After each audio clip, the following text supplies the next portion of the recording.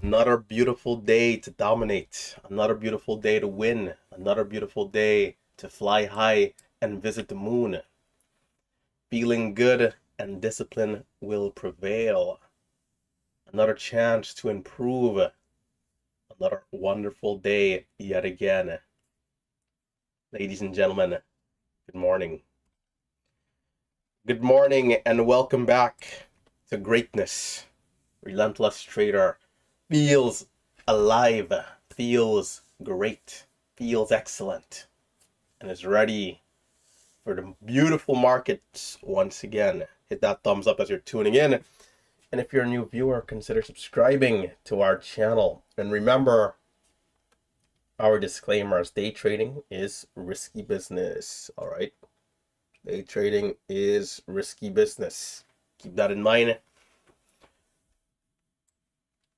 Keep that in mind. So I'll talk a little about the watch list. I'm going to jump into Gen 1 chat, hang out a little bit, see how it's going. Let's see here. And I do have to be quick because, as mentioned, the last couple of pre-market sessions, it's been just straight go mode, go time. So you gotta get going here.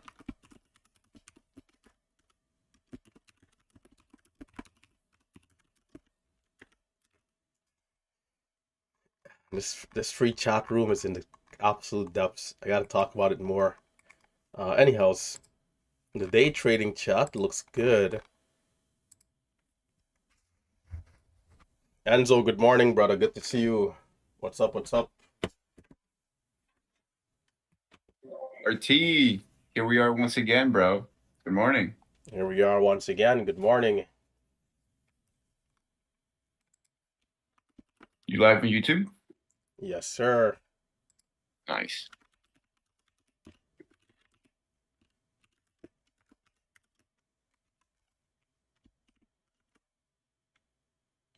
There's a couple of stocks that are looking okay.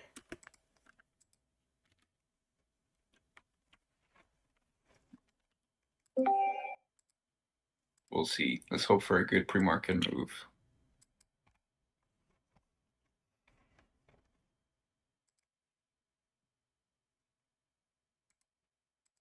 Lucy's 200 EMA is at 855. The last time I traded the stock, the 200 EMA was at 929.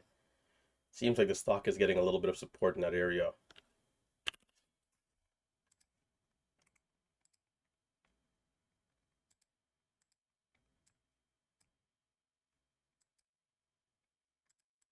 It's been selling off for quite a bit here.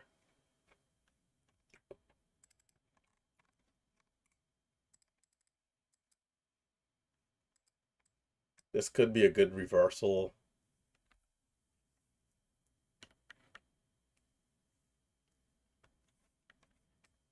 I'm going to keep an eye on it. In fact, what's the low? Might jump in. The low is 20, about 17.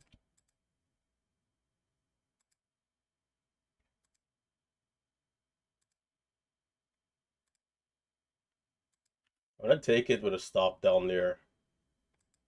See how it does. What are you trading, LT? I'm watching at LUCY, Lucy.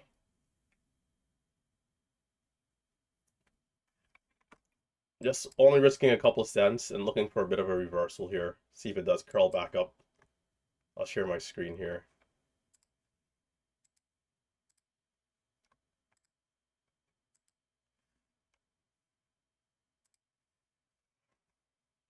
One of the main things I told myself yesterday is to just, the moment I see something that looks good, just to get involved quickly and don't waste any time. But the setup has to look good, of course.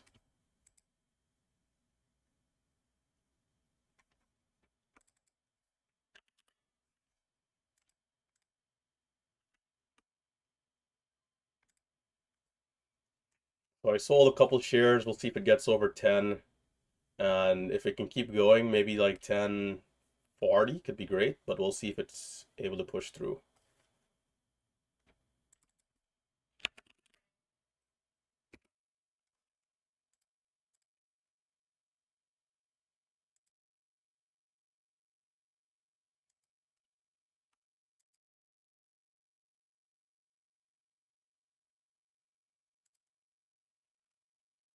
For those people tuning in on YouTube, be sure to hit that thumbs up. If you're a new viewer, consider subscribing to the channel. As we are watching stock LUCY here for a bounce. Hopefully it does continue to curl here through 10.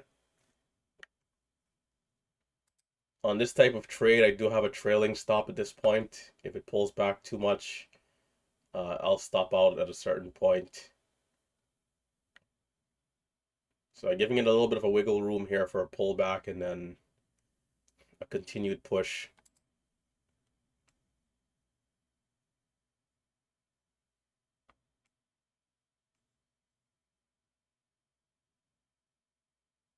So there's 98 again on the ask. Will we push through the level of 10 easily here? There's 10. And we're still having trouble.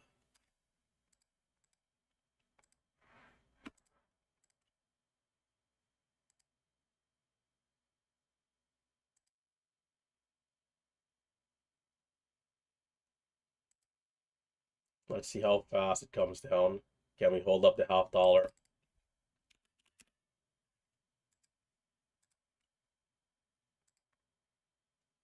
Willing to give it one more attempt if it holds high on the pullback here. If not, again, I do have that trailing stop.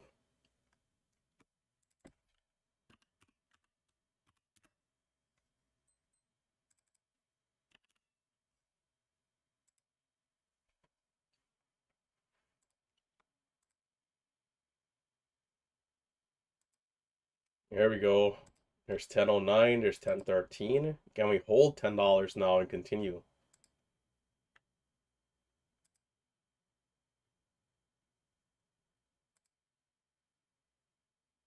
It's back below the level again. So I'm going to sell some more right here. And I think I'll just hold maybe 100 shares.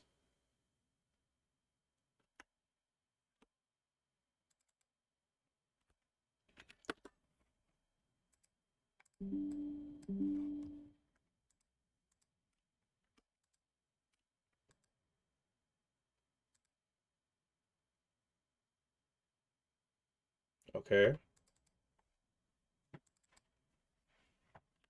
Can we continue to hold 10? It is. There's 10.30. Can we continue?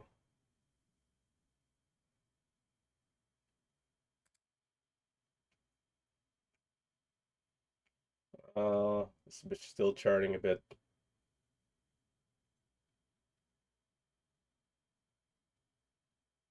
If it goes back below 10, I'm going to scale out. But let's see what it does. Can we hold up here? Try for 40, 50.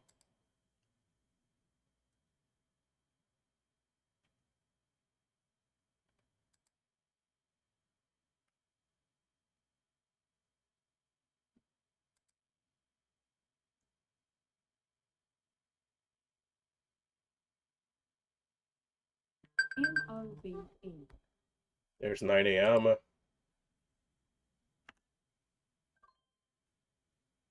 And I'm all out. I think it's fair to see a pullback at some point here. But there's also a new 5-minute candle coming in. So I'll be on the sidelines. Taking the $100. But my risk in that trade, I was looking for a 10 cents risk. Right now the goal for me pre-market is just to keep using small size until I really get the hang of things. But over the next couple of days, eventually I'll look to take a little bit more size, like towards like 1,000 shares and a move like that. But it'll come down to the risk. If the risk is limited, then we'll look to at least 1,000 shares, maybe 1,200 shares, $120 worth of risk. But for now, we'll take it slow. We got 145 people on YouTube, but only 19 likes. Enzo, talk to the people for me, man. Let them know to hit that thumbs up. Hey, YouTube. It's about time. Hit the like button. Hit the like button, guys.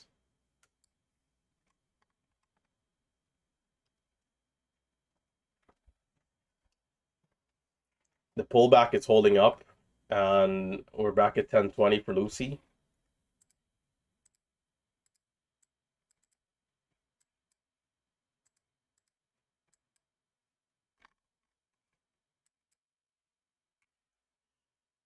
This one should be interesting into the open at this type of price. Yesterday we had some lag. We had some lag like into the open, so hopefully today we get like a smoother market open.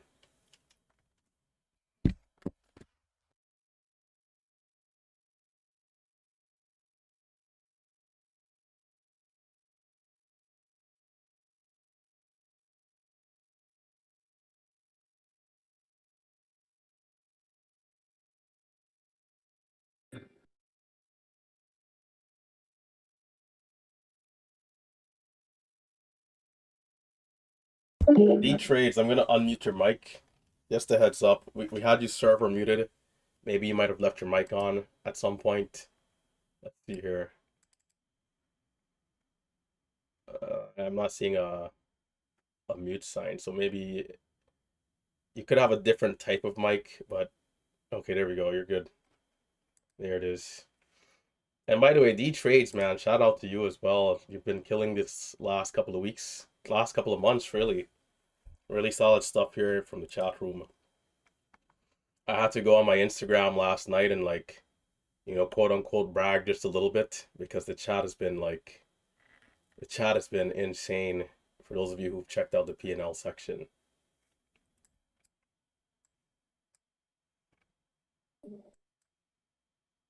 Lucy curling up a little more. So at this point, you know, I asked myself, what's a good entry? The last 1 minute pullback that we just had turned out to be good. Our 5 minute candle at this point is green. So it's possible I could look for something here again in terms of a bit of a baby pullback.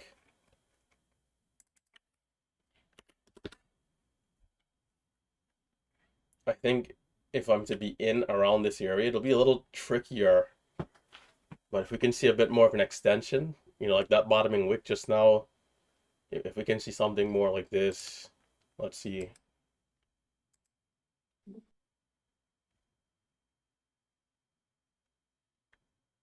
What was the high? VWAP, we're also underneath VWAP, which is worth mentioning. VWAP is at 1070.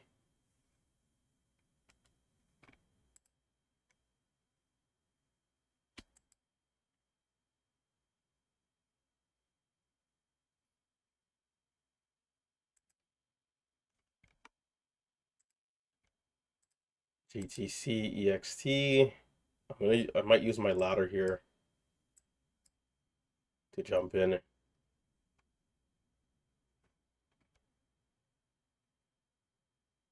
5 minute candle is red, which is something that I'm paying attention to.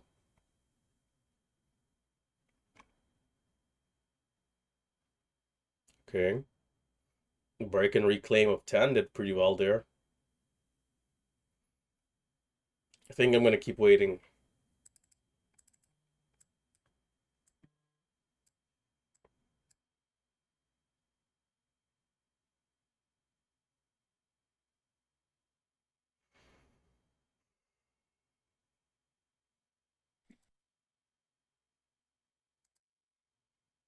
In the meantime, I'll get some trend lines. Some trend lines going here.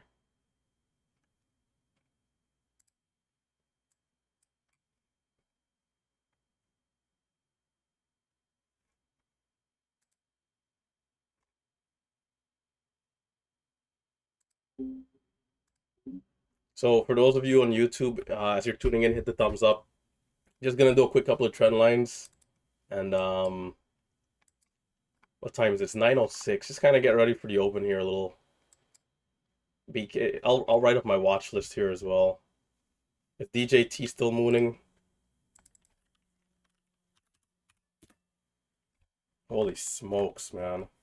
Wow. Jeez Louise. Man, DJT is absolutely crazy. You know, if I tell you guys, man, Marcelo called my phone like one time and it's like, hey, here's a good plan.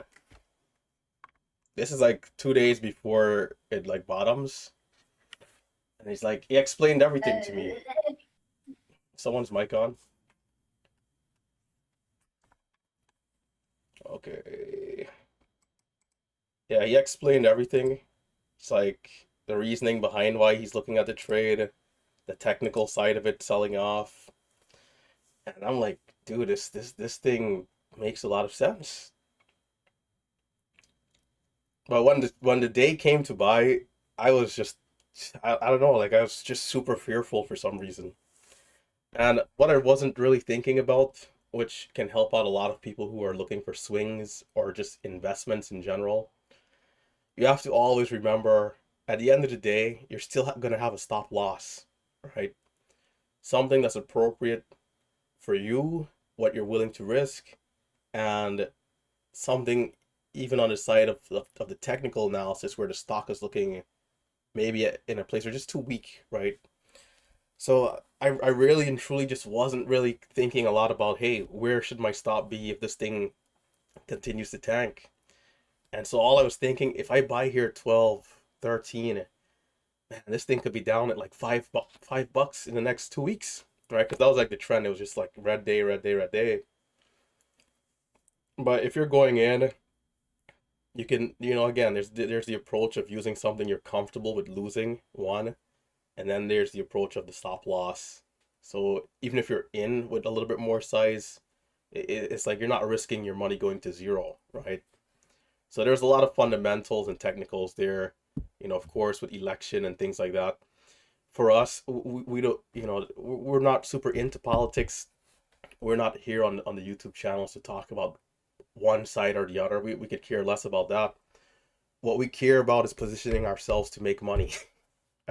And that might sound crazy to some people, but at the end of the day, that's why we trade. That's what we're doing here, right?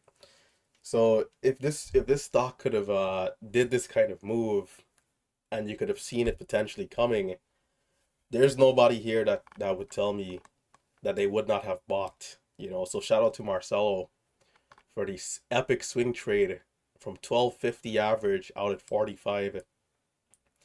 And he said that he did have a hard time selling because there's that part of you that's like, man, this thing could keep going. And overnight, it's another 10,000 he would have had to added to his gains. But you can't, it's a 300% return. There's nothing to feel bad about. There is no FOMO. It's such an epic trade, right? So Tim also had the scoop as well, but Tim, I don't know what happened with Tim as to why he didn't buy. I think he saw it like up at like 14 when he had looked at something like that. Not super sure, but yeah.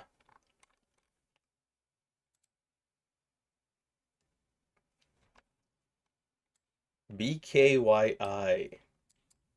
What's interesting too? I have three brokerage accounts, and one of they all serve a purpose.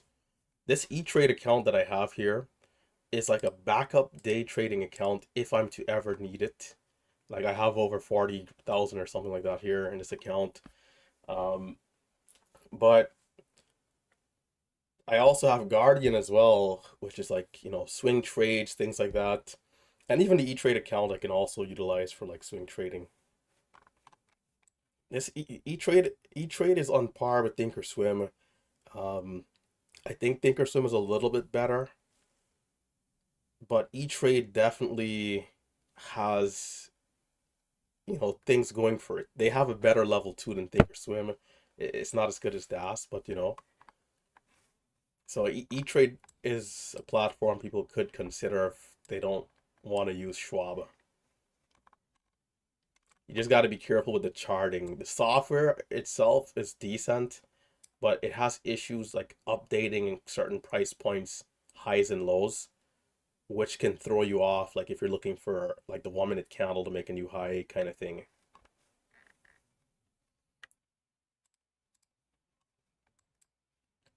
Anyhows, so we had a Lucy, which is still, I think into the open should be pretty interesting if we can hold that 917 area. This one could be pretty good. I'm gonna jump up top and lock in for the MMU students here. BKYI, how are we doing? Oh shoot. Well, well, well. Monster move here. And this is a wedge breakout. We did have a baby pullback there, 67.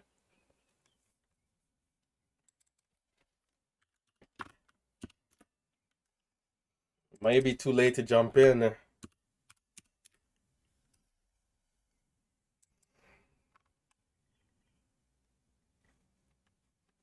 Might be a little too late to jump in.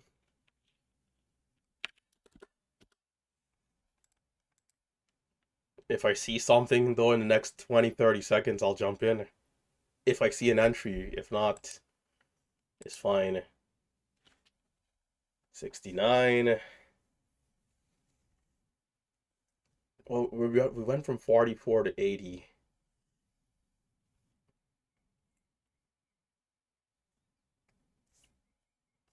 $77. Do I want to try high of day? Back to 73. Okay, it looks like it might have ran out of steam. Yeah. So maybe if the pullback ends up being solid, maybe that could work. I'll watch the pullback. I'll take a trade here. If this can give a solid red candle, I'll look to take the dip and then tight stop.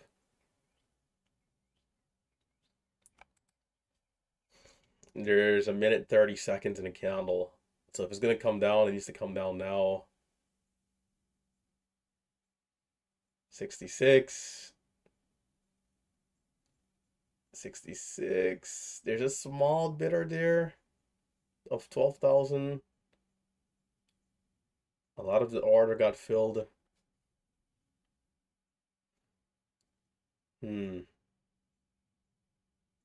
66. I wasn't convinced on the tape, but it held. So maybe it curls back up here. The candle has less than a minute. There's 66 again. Those shares are being filled. I'm gonna try tight stop. My stop here just 65. I'm not gonna give this too much room to get blazed if it drops. But we'll see if it gives me something here over 75 and 80.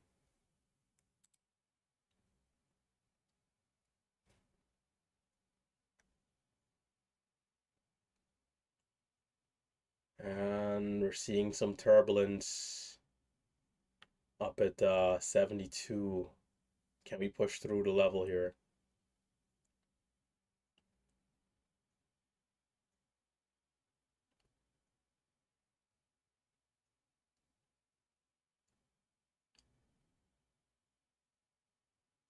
Still holding.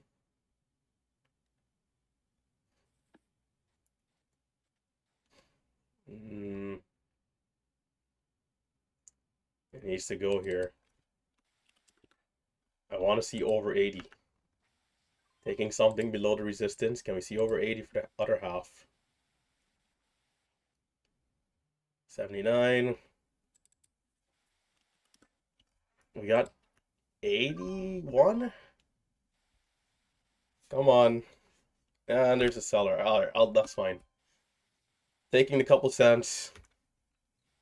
Alright, I'm gonna head up top and get dialed in with the students. For those of you in the main chat here, I'll see you guys again at 11 a.m.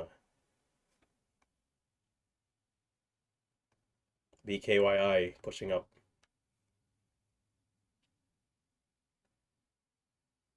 Alright, guys.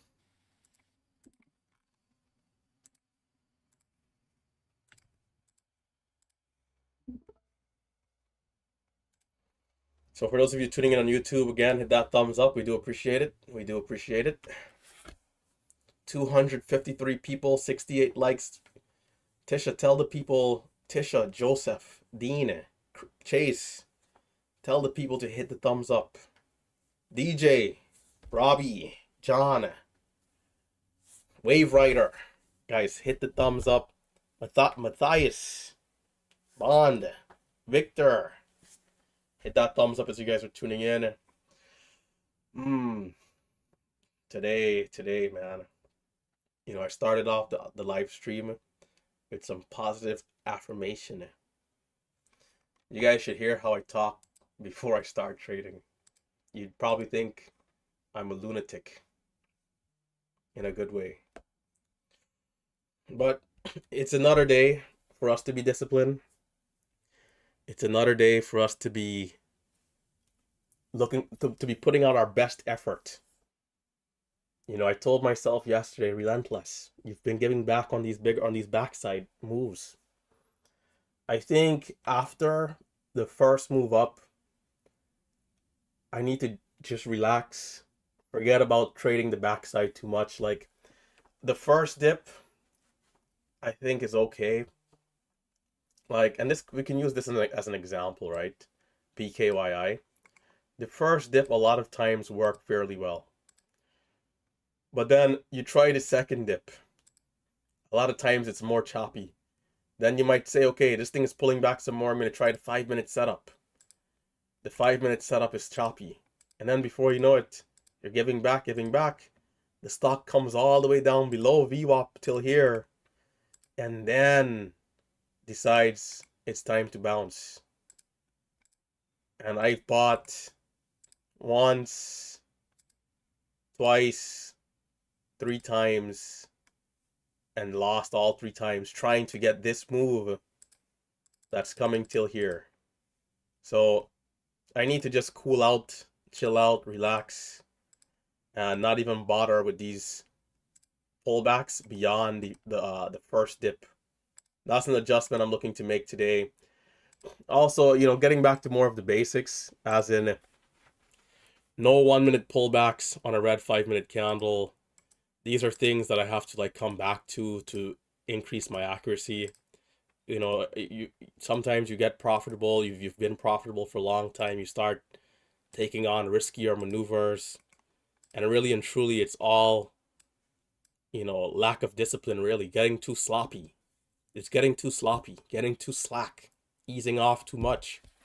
So today is going to be a great day to let the discipline compound and implement the things that we saw yesterday into today's trading to guarantee a better outcome. Yes, guarantee, because at the end of the day, the P&L doesn't dictate if the day was good or bad. What dictates if the day was good or bad is my level of discipline. So to guarantee myself a good day, all I have to do is follow my rules. All I have to do is follow my rules, and I will have a successful day. That right now for me sounds amazing, and I trust myself to do exactly that. So I feel pretty confident right here, right now, knowing that once we get into 9:30, I'm gonna follow these rules, stay on track, and have a good day. Nothing more, nothing less.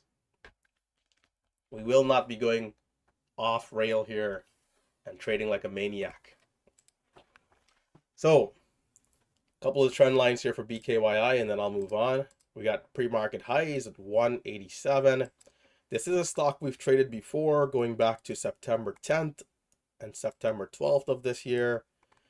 Right now, we got our 200 EMA at 245. Last time we traded the stock, the 200 EMA was up there at 308. So on the 10th, we had a high point of 315, which essentially means we rejected the 200 EMA. It's good to see. I'm going to check here. I think we're above the level right now. Are we? No, we're below the level. So it definitely can be resistance.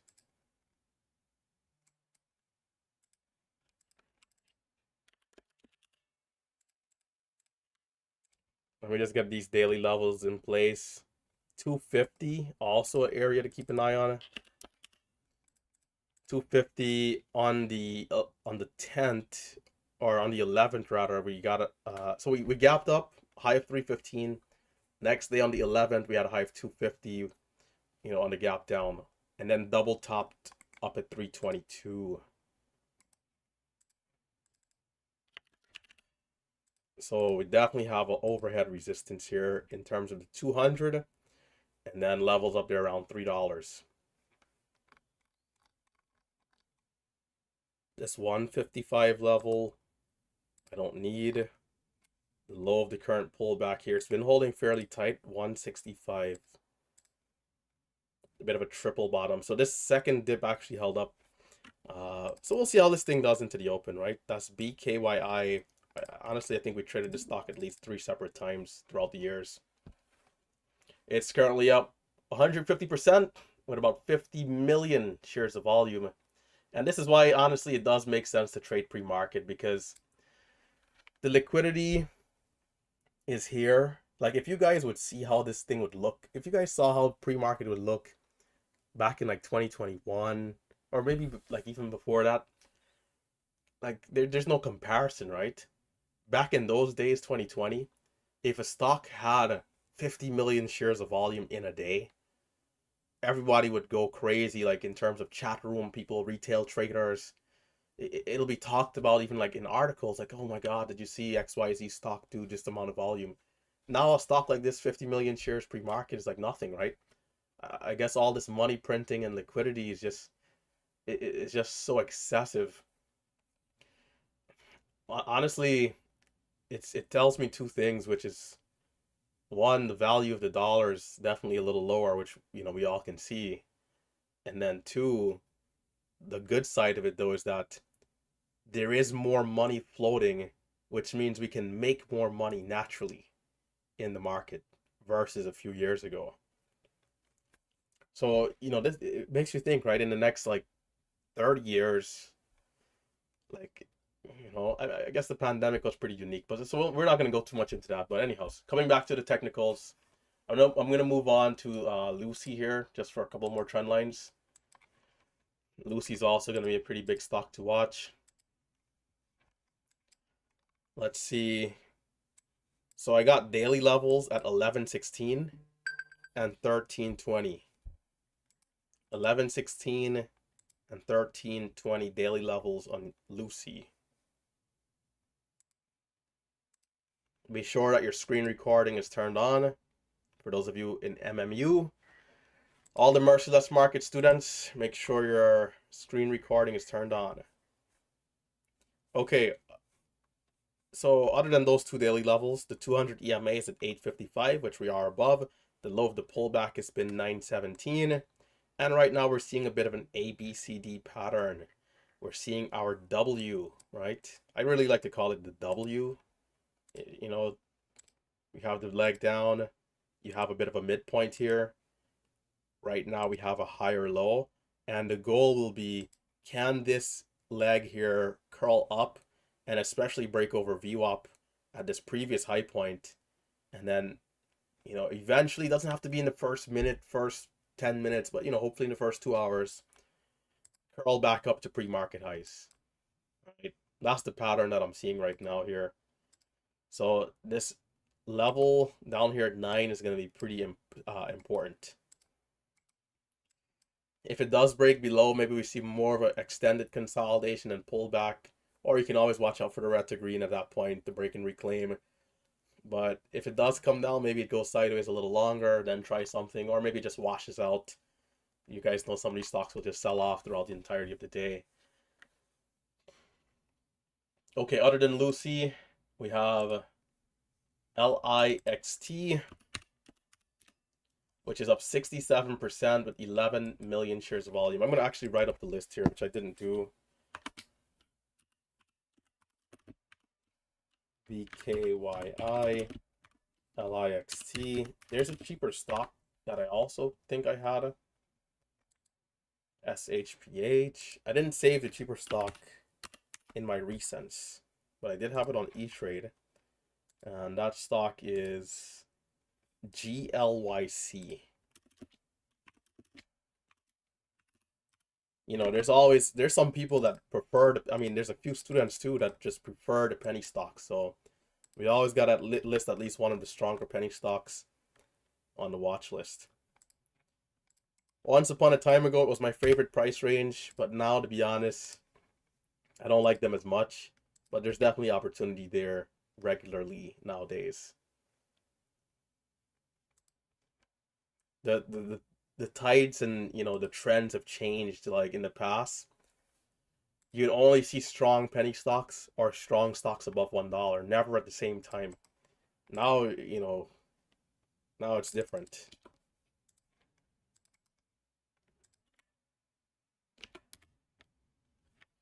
All right, looks good. The watch list is posted. So LIXT, just for a quick couple of lines here, and then we'll be ready to go. We got 288 for pre-market highs. Low of the pullback. $2. Doesn't look bad, but we'll definitely want to see the move over 230 at the VWAP. This is a stock that I've traded before. I got 442 as key levels.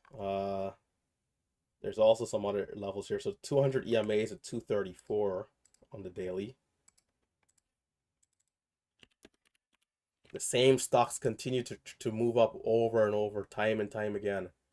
261, also a key daily level, gapped up and sold off. And then, did I say 261? What was the high? 350, excuse me, 350. I must have looked at the low of the candlestick. So 350 is going to be a big target here if we get over VWAP in the 200 EMA. So with a minute and 30 seconds to go, it's another day for me to be disciplined. It's another day for me to be patient and implement those small changes to have a better outcome. So I'm looking forward to being great, which means I'm looking forward to being my best self, right? That's my goal here, progress and greatness.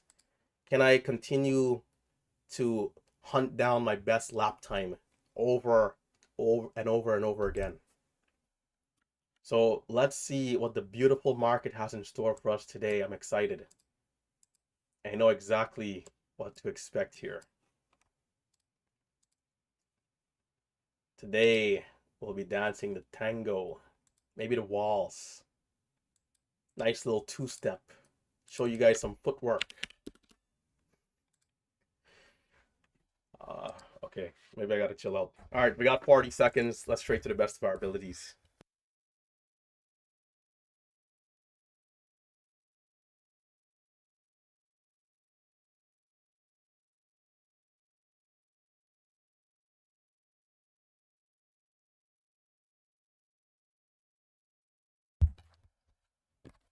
All right.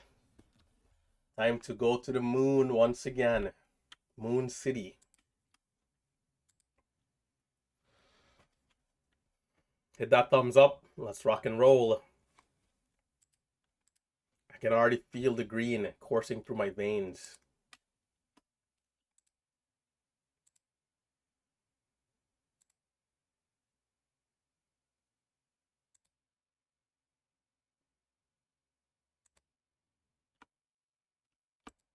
LUCY, small pop here over 1010, but back down a bit.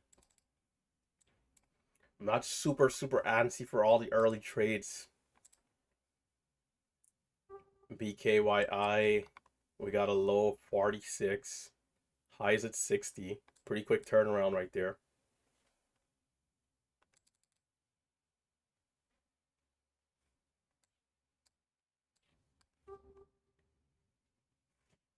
Lucy also fairly decent here in the range, 1030 back up there. My level 2 is inverted. BKYI, can we get an update here, please? The halt is at 67.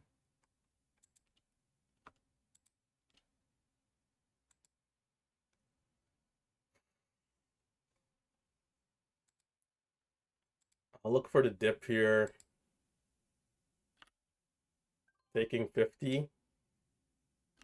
Only seeing 52 on the bounce. We might.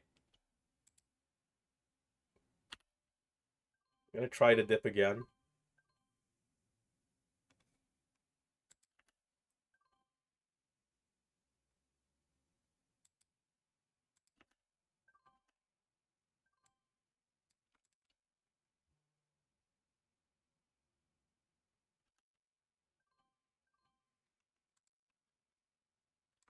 The other one is getting halted down. Lucy. Not good.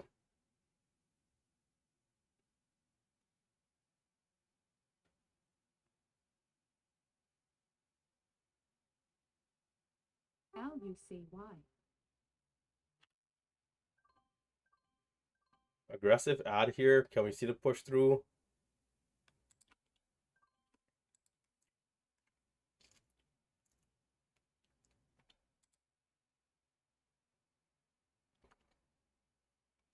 I'm looking for the 1 minute candle to eventually make the new high, but we gotta wait a couple seconds for that candle. Low at 43, high at 62. There's 58. 62.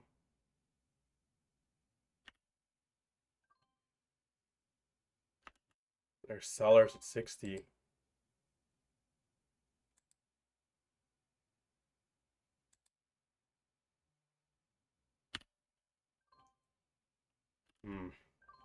This one is a little tricky.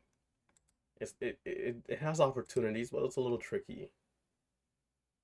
47 doesn't bounce. Are we gonna pull back some more?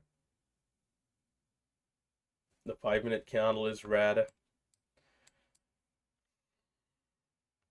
It's definitely a struggle here early for BKYI.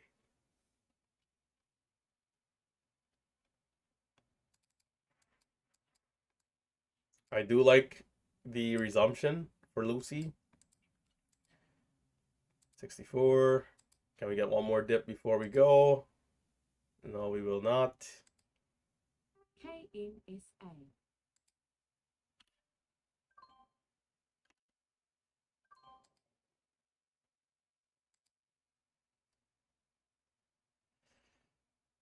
I'd like to see the halt up. 68. Well, it's now at 70.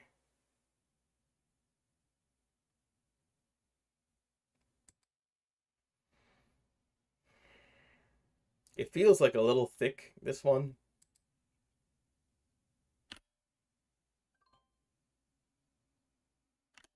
It's just failing miserably. It should balance, but it's such a big pullback here.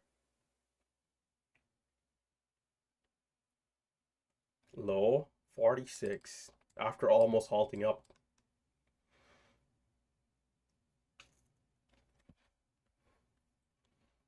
And I think this one needs there's a range right now, but it definitely needs a little bit of time before it chooses a direction. It's kind of just, up and down seesaw. Lucy resumption 37.05, which I do like here for an opportunity.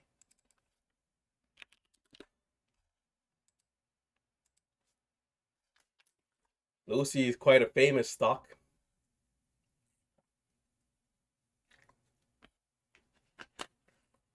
AREB.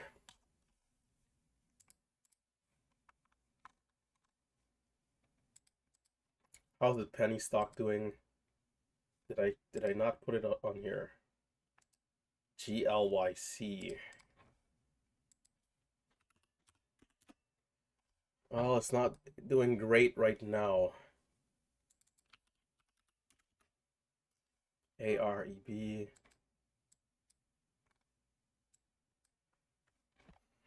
And I'm gonna do a full rotation here. LIXT, not much there. SHPH is curling up. SHPH.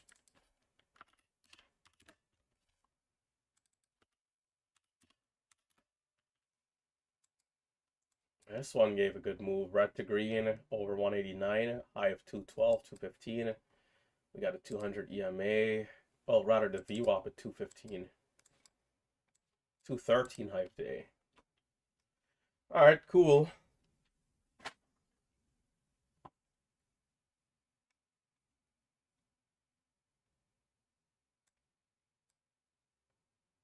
High of 16.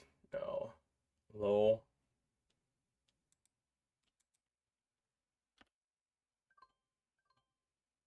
DJT. Got some slippage on that exit. Is DJT halted up? Is it that strong or is it down? I got some slippage on the exit there just now.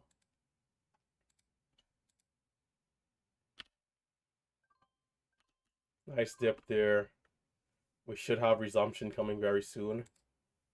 Damn it. LUCY. Can we get a dip?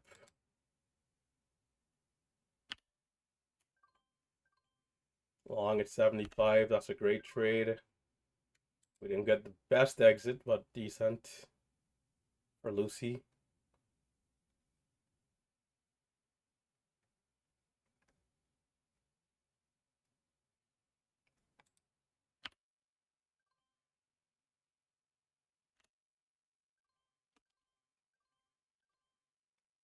Alright, Lucy coming down.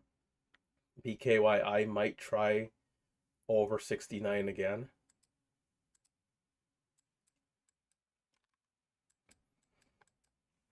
SHPH, what we took there was the panic flush, right? It went from 18 or 20 down to like 88.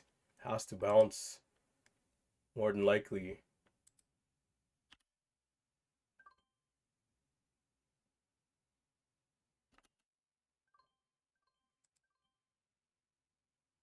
$62.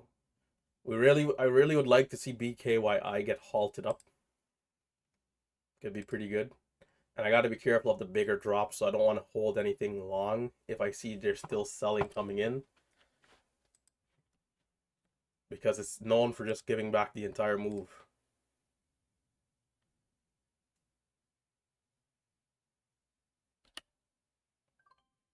KNSA.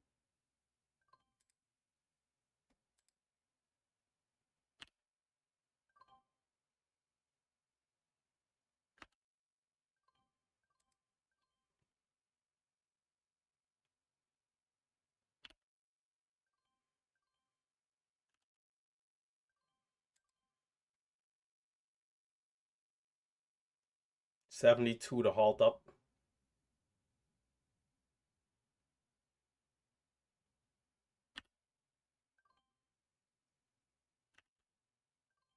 Trying to work a couple of cents here.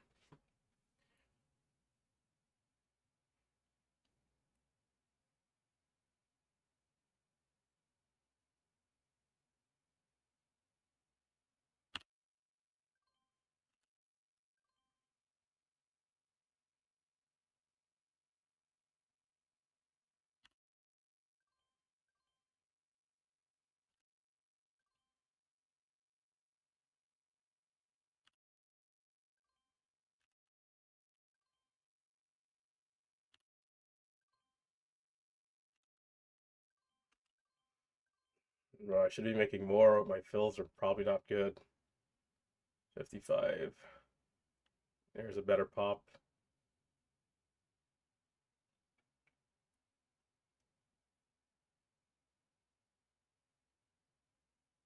The halt is 73. Well, that's good. But the bad thing is I kind of eased off just a little there. And then that last dip was a freaking big move. Come on. Alright, Lucy, it is back up a little bit. This is good. We're getting locked in BKYI. Let me just take a quick look at this DJT. Did it get halted up or down? Oh, red to green halted up. Holy smokes. This honestly could be worth a trade here for a scalp.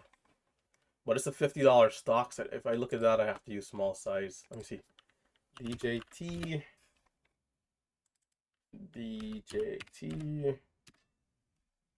Only 100 shares. Resumption time 41 and 40 seconds. 41 and 40 seconds. I'm not looking to risk a lot, so I'm using like really small size. I could do 150 shares. The goal is to make $100 here or more.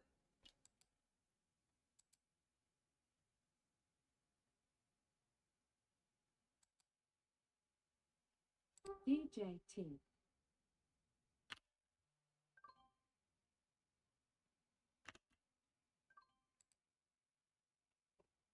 False all down, false all down, false all down. Taking it. Moon, moon, moon. Moon, moon, moon. Oh my god. That was a good trade there, but we're gonna halt down again. I'm glad I got the fill coming out. That would have been an epic balance if that was to go back to 53. All right, back to business. See, this is how you could, the setup there is the setup, but it's still a $50 stock that we're not really used to trading, so don't want to spend too much time there. Don't want to get off track, as mentioned in the opening, right? So BKYI, moment of truth. Are we choosing a direction here? Is this us choosing a direction? I'm getting ready to go crazy. BKYI, if this wants to give good moves, I got 6K size. Hold up. 6,500 shares, big size. And then I'll use 3K small size. But I'm going big first because my accuracy is usually better earlier in the move. If I do happen to lose here, that's fine. But we're looking to manage risk, keep it tight, and take some good trades here in the setup. It's showing me 180 resumption. Well, it's it's showing 180. It's fluctuating though, but we're at 73. Pre-market high is 87. Resumption time 45:35.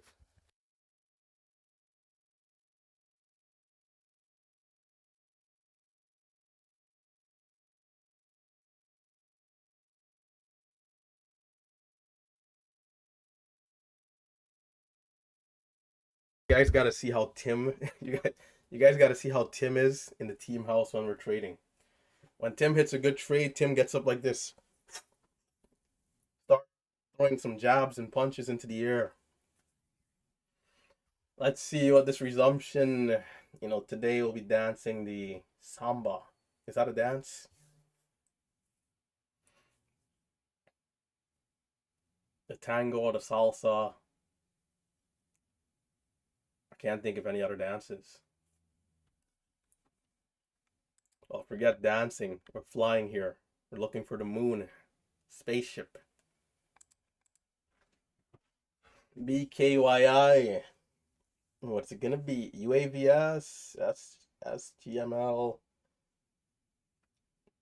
Man, American Airlines have not moved much stock. Them and like the cruise ships, they've just been like in the same space. Like I had shares last October when the market was ripping. They went up like a couple dollars a share and then like right back down. Exited those positions rather quickly.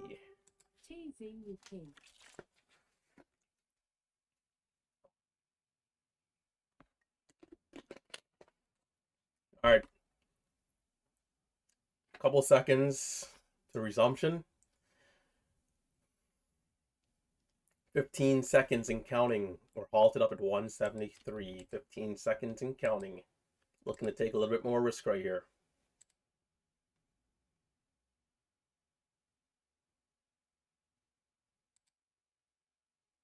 BKYI.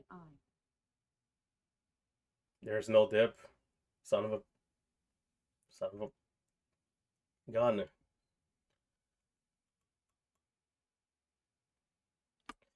Man, that is so annoying. All we need is just a pullback trade, brother. BKYI. And also an entry to jump in there. I didn't really see one either.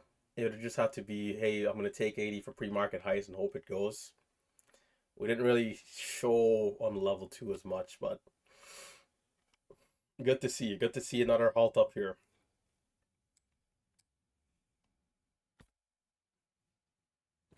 All right. Is there anything else in the meantime? DJT halt down. Man, what a run this thing gave.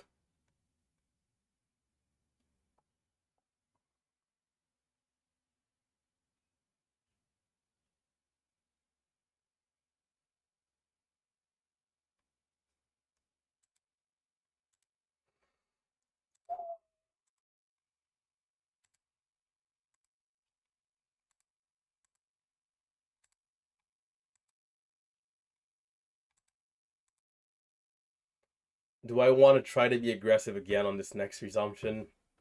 I think I come down to 4K size. DJT. There's DJT.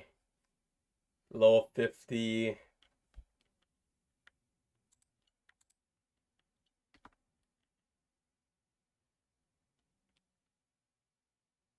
There's 51.30 and back to 50.50. 50.08. There's 49. There's a bid 49.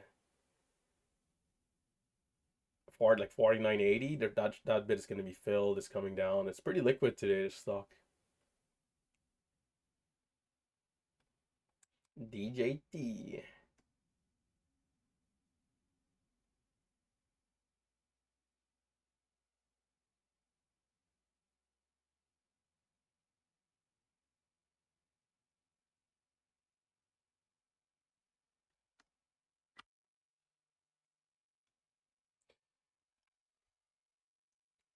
Right now we're green, 500 bucks. But we haven't really been able to connect properly. And BKYI just gave a big move without really giving a proper entry, I'd say. So hoping it gives a dip here, dip and rip this time.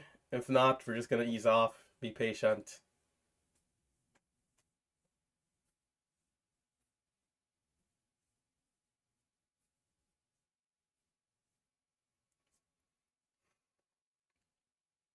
GLYC. Let's just do a quick rotation here. Oh wow. GLYC. Penny stocks on the go.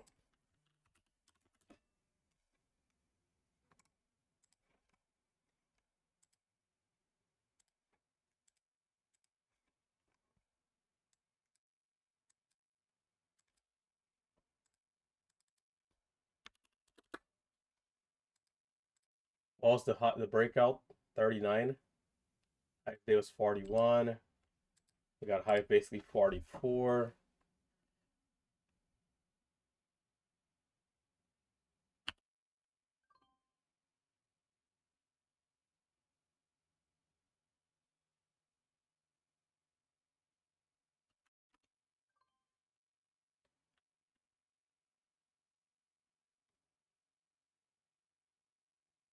Forty-three, 42, 40. What's the resumption time? 50, 55? We got about a minute.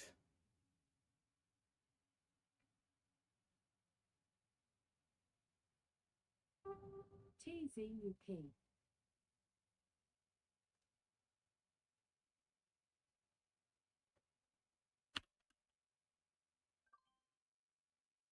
Nope. Waiting.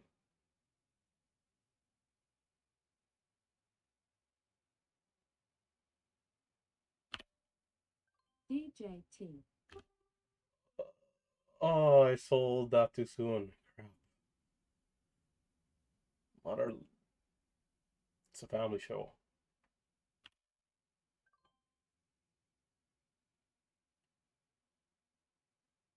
I think that might have been the bottom.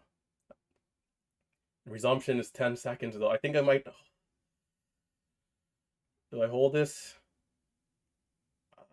All right, resumption. BKYI. It's just instant hold down. It's just instant hold down.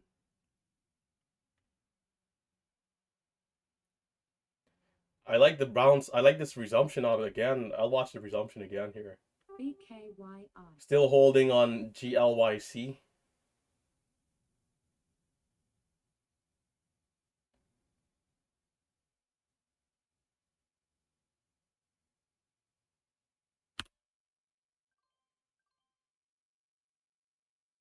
Tight stop 40.50. We'll see if this thing does anything here for us.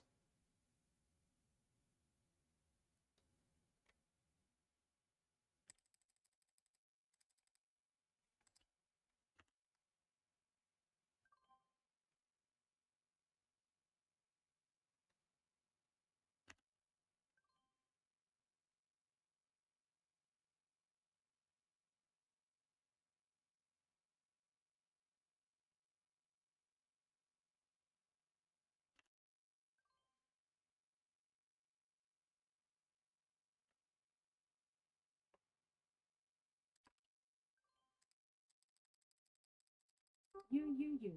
It might just get the new high. It might.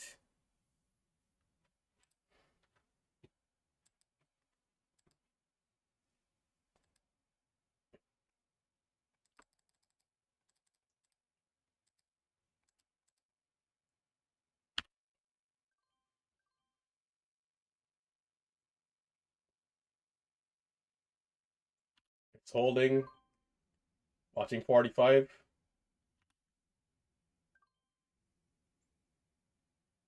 We got sellers.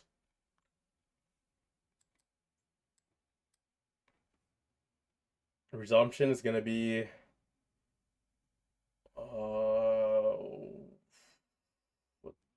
what am I looking at? Okay. 56.11.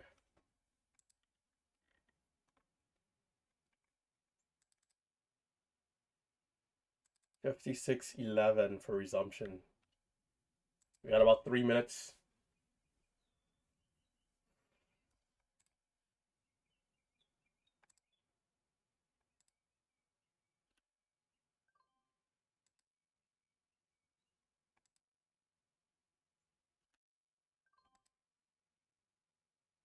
$43.50. 43.40. Can we bounce?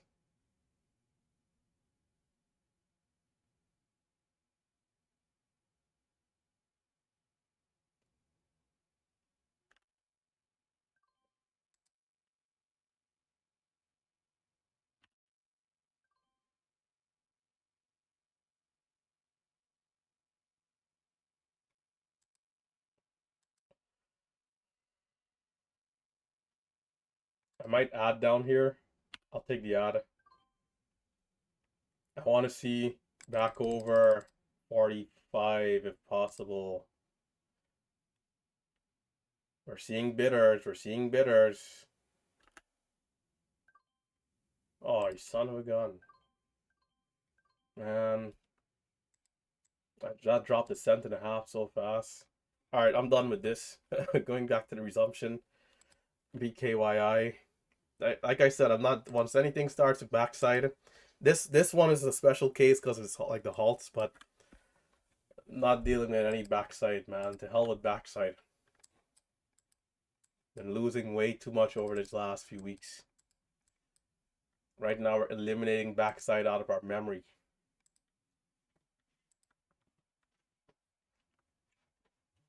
$164. Alright, 56.11. So we got about a minute.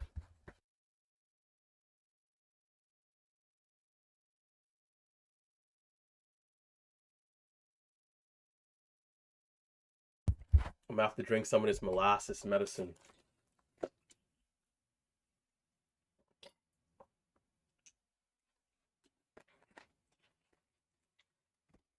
DJT.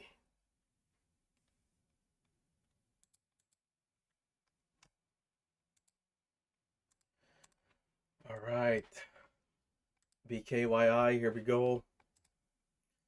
We got about less than 20 seconds. 10 seconds. We're at 164. I might insta-buy here.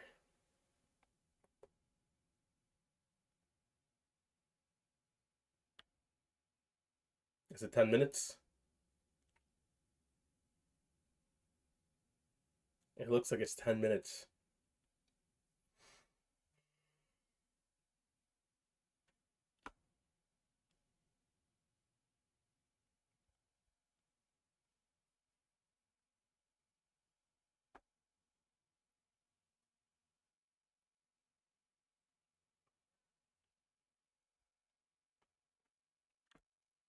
All right, I'll do a full rotation here just to check out everything else.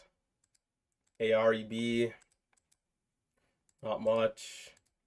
BKYI, waiting on that one. DJT, roller coaster of halts here.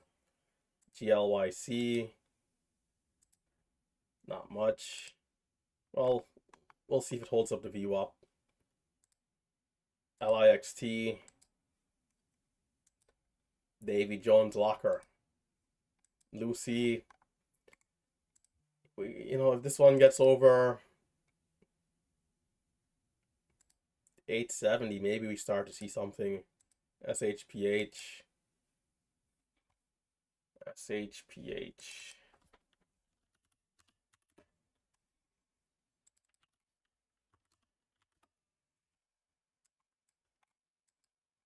This one over 210 could be interesting.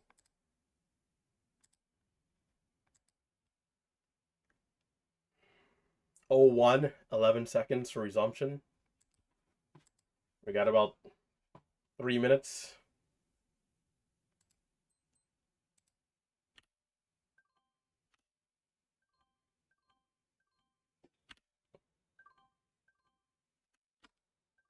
Hmm.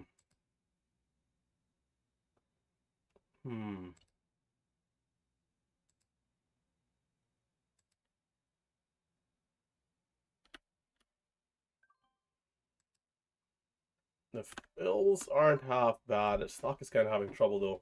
All right, it needs a little bit more time. The fills aren't half bad here on this one. Give it a couple seconds, couple minutes, so work its way through this level. And then moon time.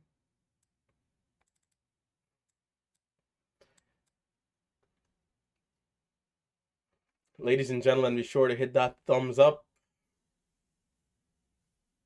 Support the channel. Are we in the clear? My stop is at 09 here. Don't you dare. Keep going to the moon. Fly like the wind.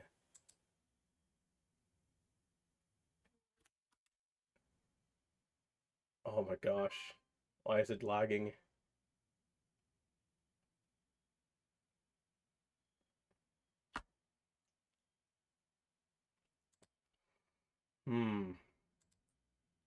It looks like it will go, but it's, kind of taking its time here. Yeah. Resumption.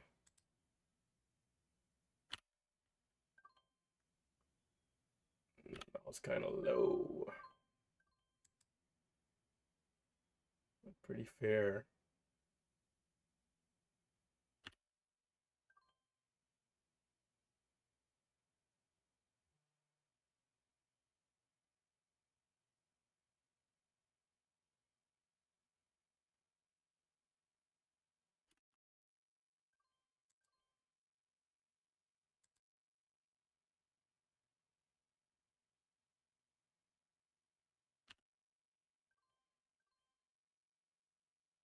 The resumption is coming up. All right, I got a good entry here.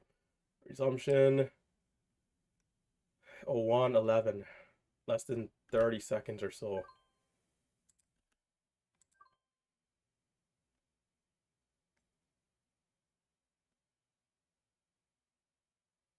It's showing 54.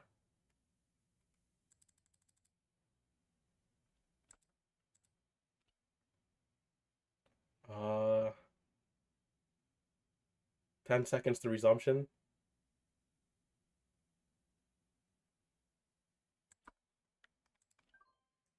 We're at 164. Here we go. BKYI. Oh, you son of a gun.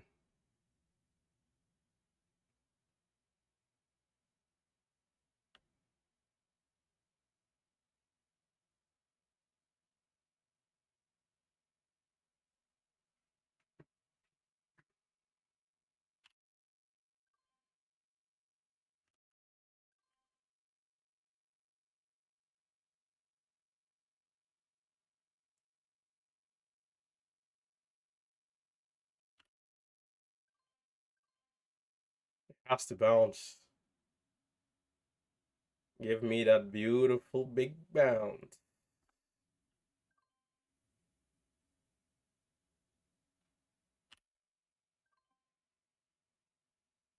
Bounce, bounce, bounce, bounce.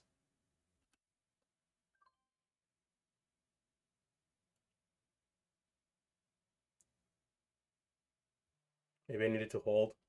All right, SHPH. $2.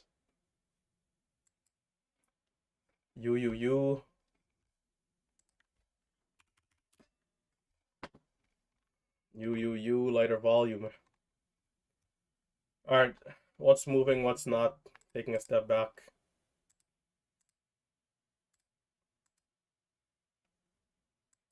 Did I lose money on this thing? I can't tell. I'll have to check it, Phil. I was long at 49 or no 50. It ripped up to 58. I'm selling up there, but in the same exact moment, it's back down like 51. So like, I should have made like 8 cents, but it was one of those kind of like just maybe the glitch up and back down kind of thing. But I thought I was gonna be selling up at like 60, maybe 59, 60 exit.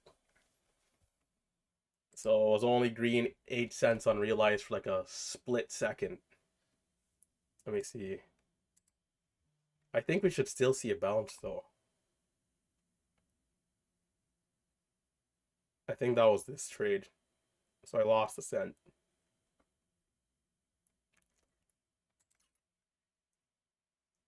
I probably should be long down here, but YPD. it's fine. We should see a solid bounce. I mean, we just went from $2 down to freaking 137. All right. GLYC. Right here is where I have the sensation of calling it a day. Like, like this first wave of momentum has came and went. What typically happens to me after this point is that I give back money. It's very, very typical that I give back money right here, right now. In the past, what I used to do, I used to try to size down, really wait for something, small size, try to build a cushion, and then if I can build a cushion, I can build off of that basically. If I give back a little, that's it. Nowadays, I size down, try to build a cushion, and then I just go to the depths. So, do I take my $700 and get the heck out of here? $700 a day can help keep the 9 to 5 job away, even in these high inflation times. Weeble, what happened with Weeble? Is Weeble back on commissions? Thinkorswim has fee. Charles Schwab has fees, like SEC fees, like they're passing on to the customers. But it's not that much relative to how much we're making. And it depends on how much size you're using per day, total volume. Save, one of the team house members, told me he's paying $1,000 a day in fees, just fees. So you can see his level of trading in terms of like size is just, on another level. I make $1,000 a day right now. He's paying $1,000 a day in just fees. So, when it comes to size, there's definitely some levels here. And we know there's other people that's even crazier with the size. Real big boy pants.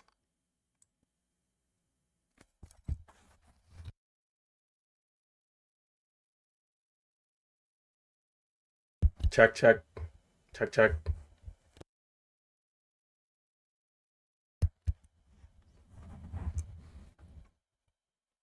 I'm asking myself if I do stick around here for this small size approach, is anything looking good?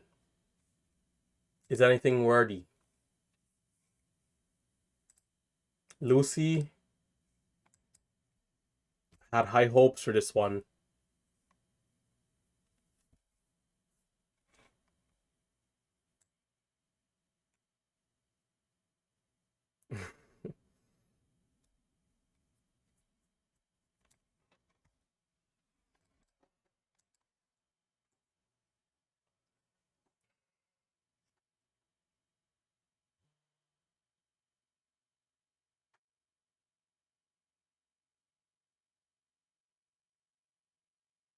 We posted a recap yesterday for the first time in like weeks.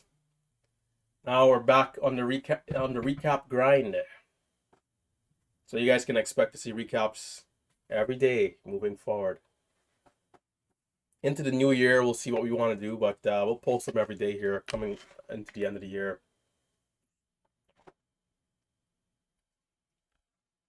I had to take a small break. Now we're back.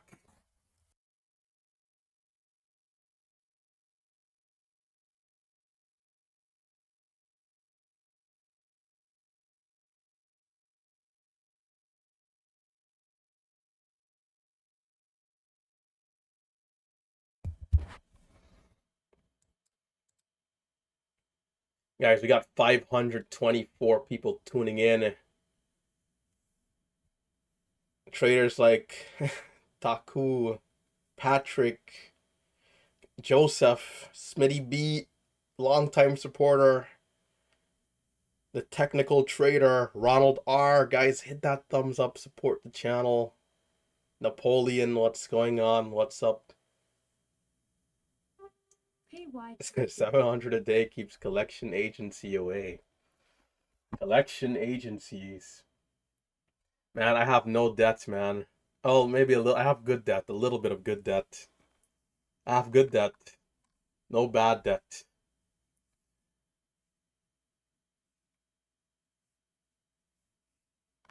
No bad debt. Brad, Johnny, Antonio. Well, I don't even know how to say this name. Hit that thumbs up. Hit that thumbs up, guys. Robin by Robin. Hit the thumbs up. Skull, Brad. Joel is in the building. Johnny. Johnny is in the building. Daniel Doug is in the building. The Earth Explorer. Jilto. Hit that thumbs up. Cordell in the building. I used to be awful at reading people's names. And then I think a little bit of this live stream, and I used to work at Amazon too. And I was in this section called inbound, right? And you have to put, all these different people's names on the board for which section they're gonna be within that area. Got a little bit better with names. Got a little bit better with names.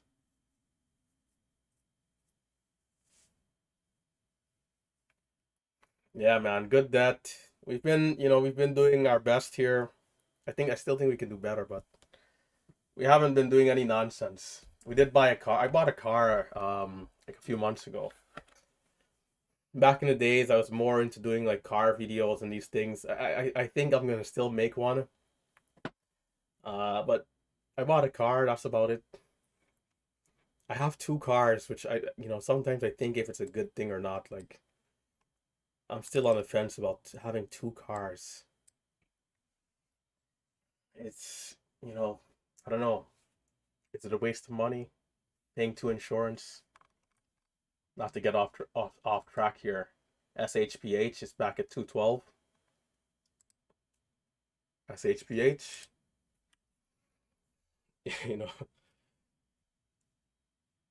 Just started 7 months ago trading.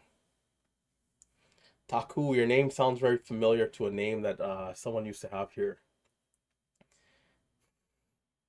You're starting off 7 months ago. Any suggestion, any advice?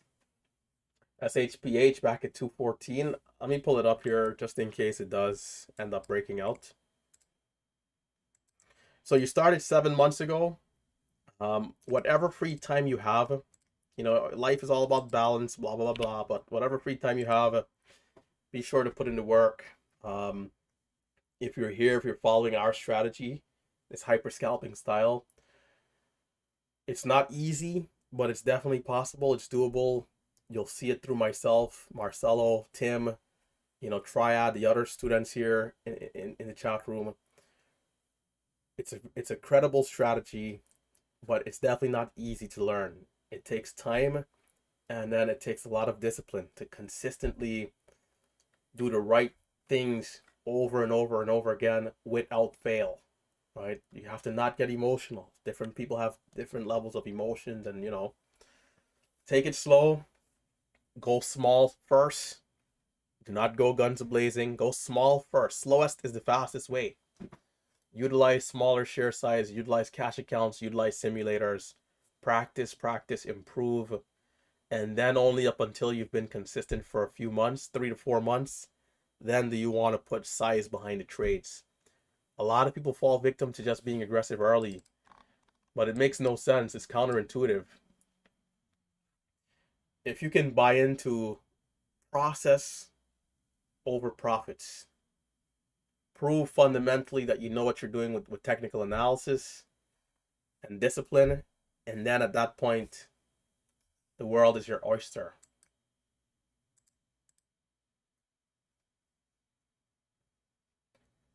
But you got to put in time. You got to screen record your trades. You got to study up, utilize platforms like Excel, TraderView, whatever data tracking software that you can find that's good for you. And if you can, join a community, network with people, create small cells and study groups, critique each other's trades, become an MMU student if you have to. If you need to, allow me to critique your trades, or Marcelo or Tim or Triad, right? Whatever you can to give yourself an edge, an advantage. Shorten your learning curve.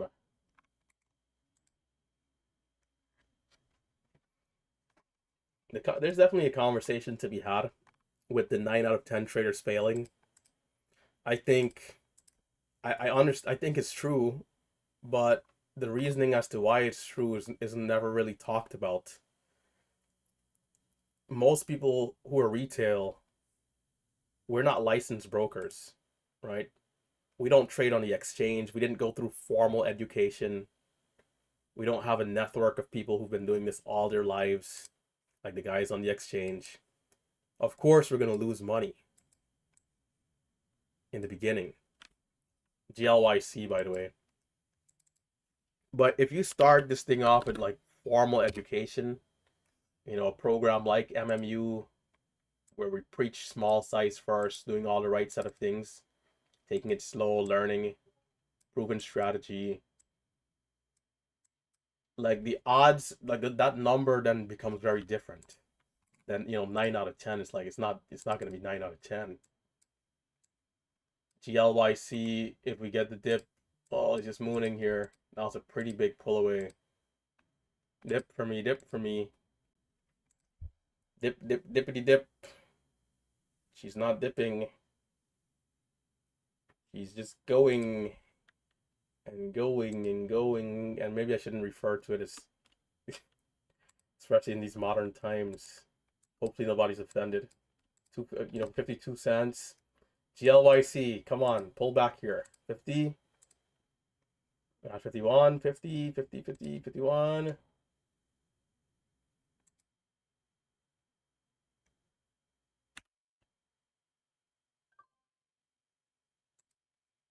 Long 9K size. And I'm cutting this trade. I need more screen real estate.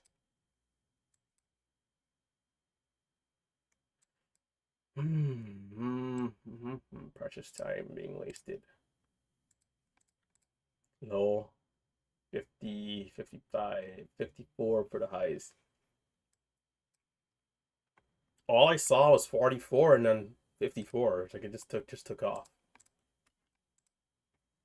54 high of day right now. I don't love the high of day trade. I'm going to open up another order entry here. My screen is all sorts of messed up here. I need another order entry with just prep for smaller size. I don't want to take this breakout with size. I don't trust it. But I don't mind it with smaller size.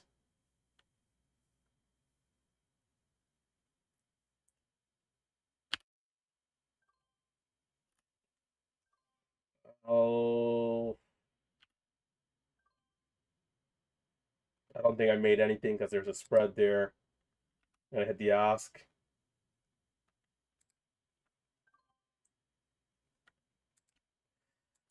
Ay, ay, ay.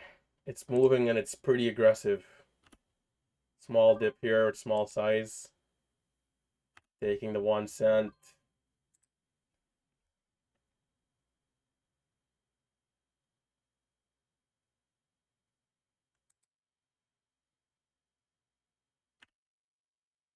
PGHL. The fills are like kind of good, right? I should have lost more than that right there. Fills, for once, Thinkorswim stepping up their game. 5 minute candles green.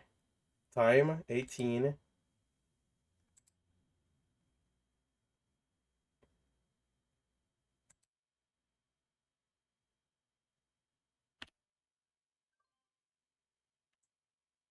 $50.63.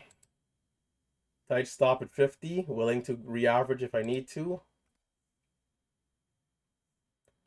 I can try to add here if I see a good signal early.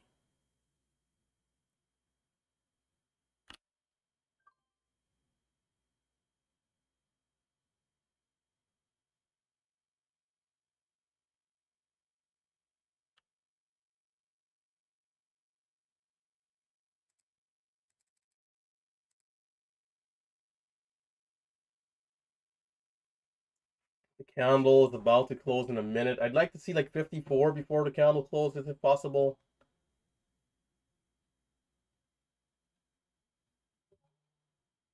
What's my average? 51.39. My average isn't really. I mean, it's good.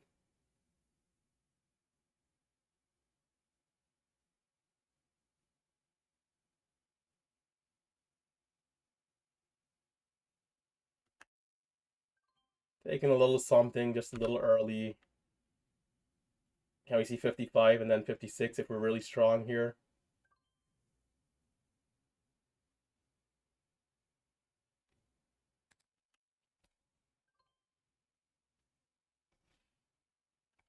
I'll get ready to add back aggressive. Well, I'm gonna miss it. 53. Is there still a chance to be ultra aggressive here? Tight stop on this trade. Tight stop on this trade here.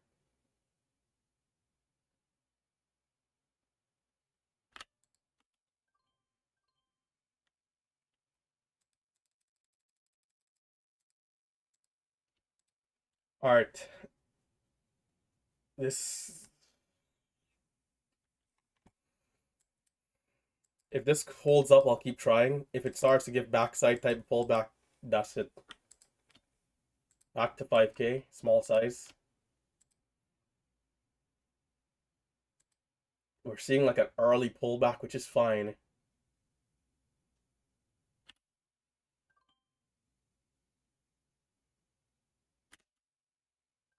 $53, trying 53, $52.80, 53. It's gonna work. 53 is gonna work right there. I'm gonna try to take an aggressive ad. Oh, well, maybe I'm playing myself here. Yeah, maybe that wasn't a good move. It's so aggressive on that bounce though, right? Looks like we're gonna see 55, 56. All right, so better to just hold low and be patient than to re-average high, to add higher.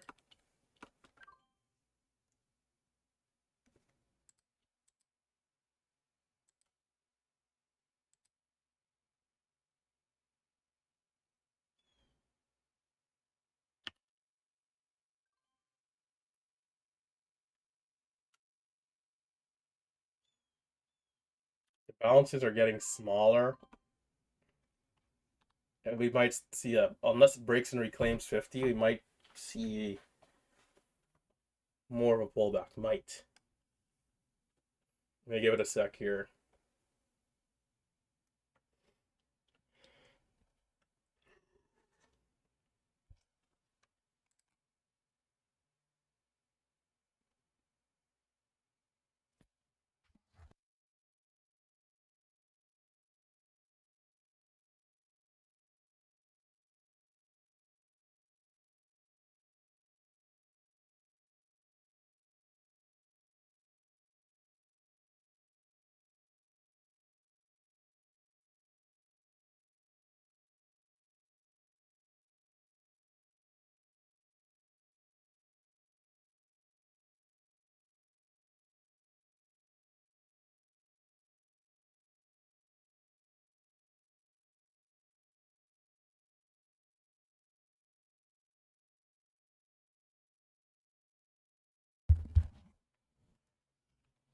Some talks of Bitcoin.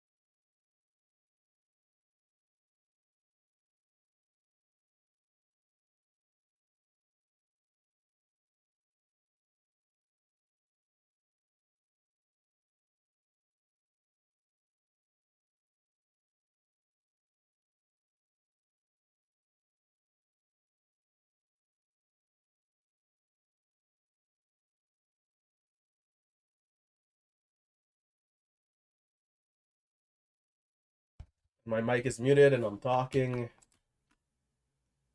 But anyhow, as I'm saying, if this thing can continue to hold up, I'll be good to go.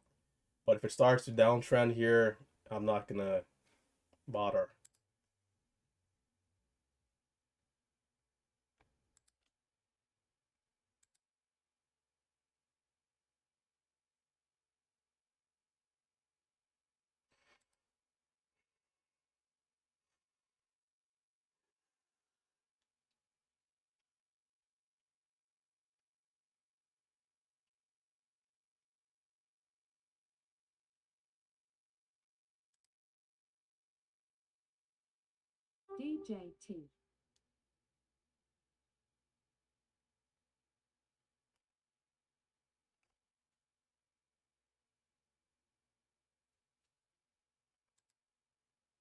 DJT. DJT.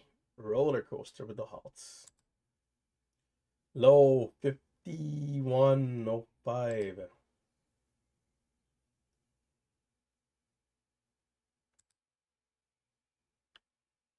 51.50. 51.10. 51.70. Kind of high, but okay.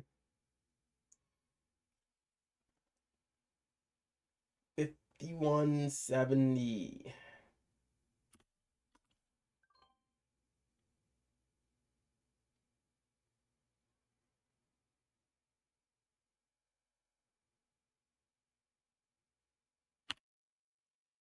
Hmm. Mm-mm-mm. All right, I'm gonna give it a stop below 51, but so I'm gonna risk a little bit more than half a cent here. I'm gonna risk like 30 bucks if I can avoid slippage if it comes down.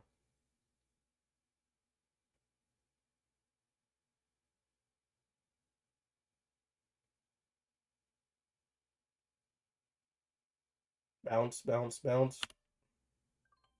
Adding. PGHL. And now watching for the big boy move, if possible here. My average kind of, what was it, 51.7? We'll see if we can get like 54, 55.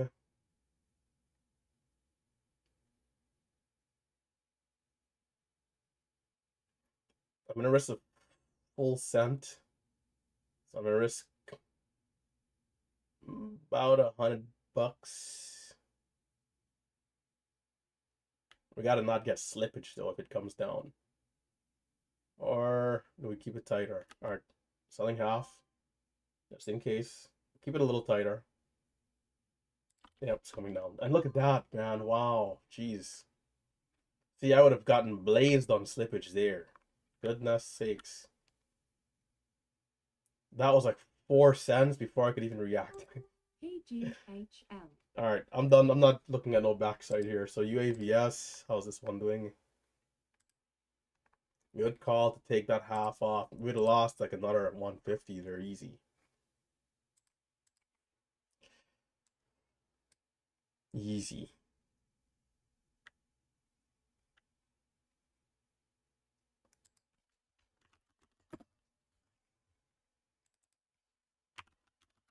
All right, ladies and gentlemen.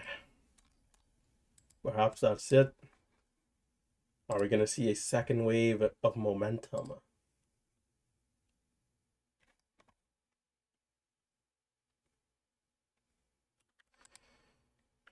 UAVS, will we see more of a move over 350? How's the chart looking? How's the daily chart? Daily chart actually doesn't look bad. It's not great, but it's not terrible either. The only thing I'm thinking of is like, is this an obvious stock? Or, you know, a lot of people watching at this. That's the only thing I'm really thinking of here. Small size trade here through 50.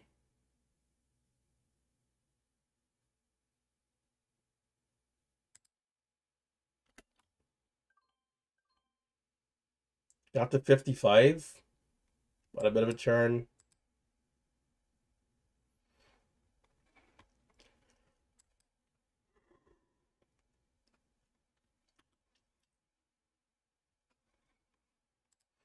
How's the chat room doing?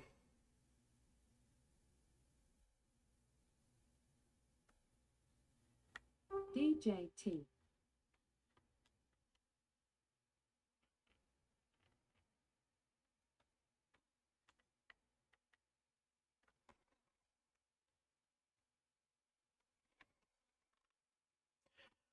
All right. Maybe this is a place to start easing off. I'm wondering here. So I might jump down to Gen 1, hang out with the team for a little bit, and then get out of here.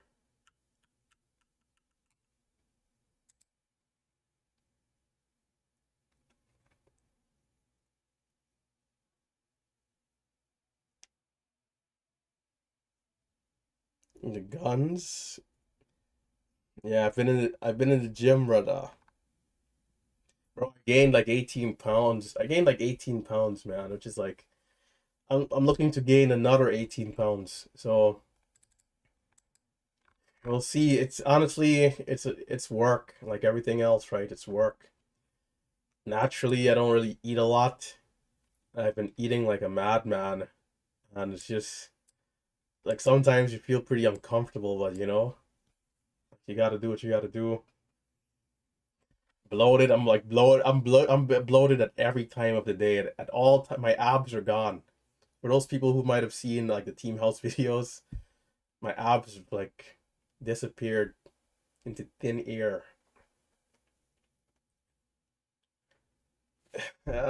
Maybe what I'll probably do is maybe go above my goal in weight and then try to like cut down a little bit. I mean, we'll see how it goes. But I'm thinking like 180. Gotta get to like 180. 180 is gonna be a good weight to walk around.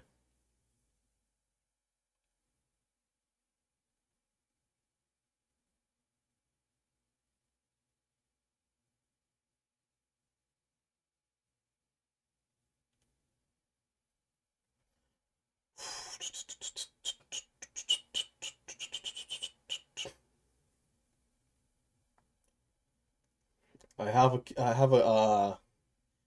an Infinity 250, a red sport trim.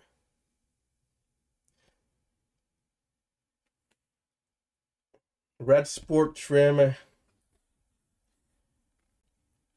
It's pretty. It's like it's a cheaper car, but it's like fair. You know, it's like fairly fast. It's like 400 crank, maybe like 360 to the wheel. I'm gonna do a tune for next summer. So, but you know, you got to be careful with speed, man. I'm honestly thinking if I should even do it, but I maybe can get up there to like 520 horsepower or something, maybe 530.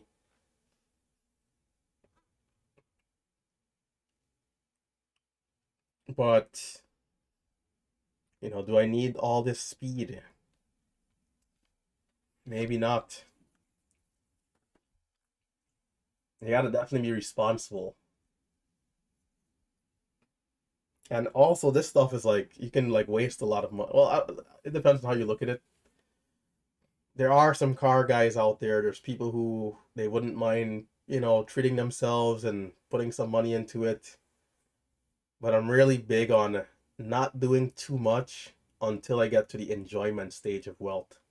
And right now I'm in the building stages, so I don't need the car to become a rabbit hole of money. You know, I go to some of these car like Crispy and I, Crispy and I went to a couple of car meets, and there's people like telling us they spend like 15, 20,000 on just like modifications on the cars, and it's like, man, this. I don't know if I could. I don't know if I could do something like that. Like, you know, we have nice days trading here, but still to just like spend 15 grand on the car, I don't know. Maybe I'm not enough of a car guy. I'll maybe spend money on something else. But yeah.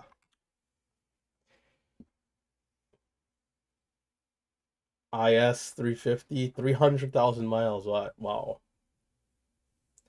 A G37. Is that the coupe or the four-door?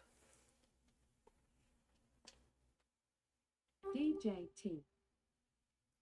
They're strong cars. They're cheap. They're strong. They look good. I mean, like you get everything. There's a little bit of luxury and sports. You know, it's not super high end to where your pockets can like, you know, get hurt.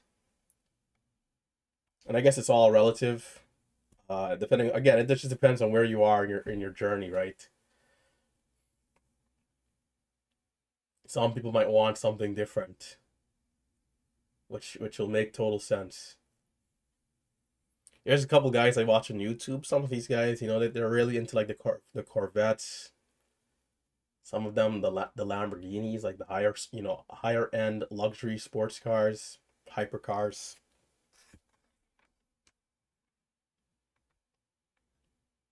You guys can check out the you can check out the car section on Discord if you guys are in there.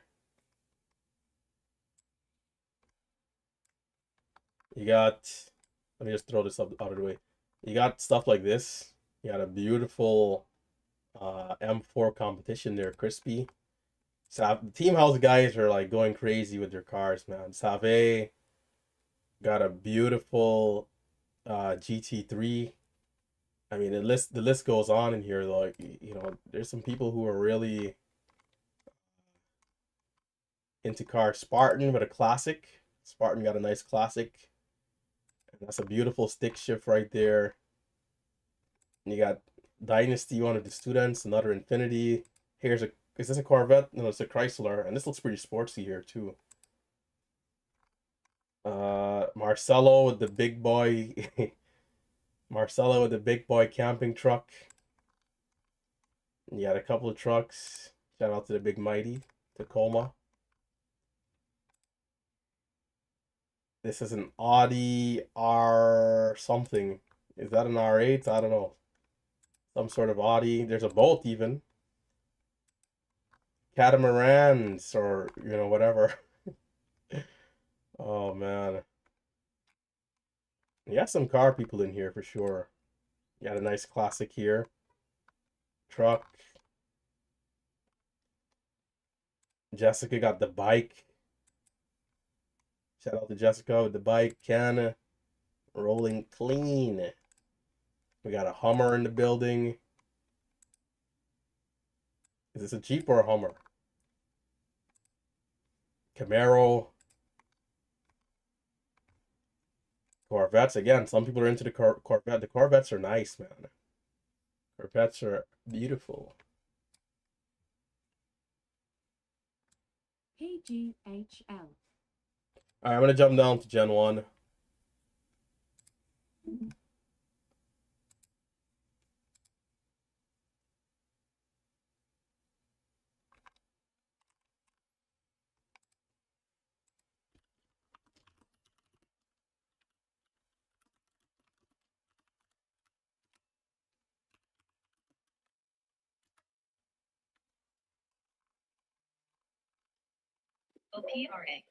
Gen 1 time or what? Yes, sir. Coming down to hang out a little bit here before I head out. Back.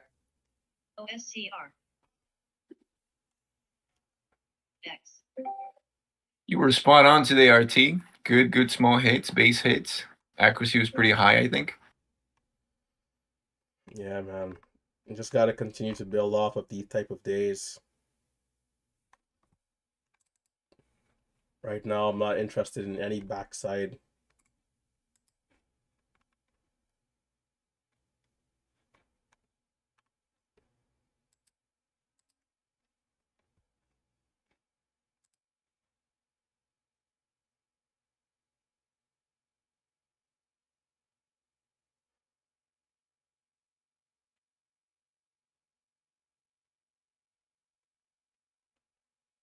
Needs to get a van, deck it out. You know what I've been seeing? People have been getting school buses and been flipping them and turning them into some really nice, like RV style cars.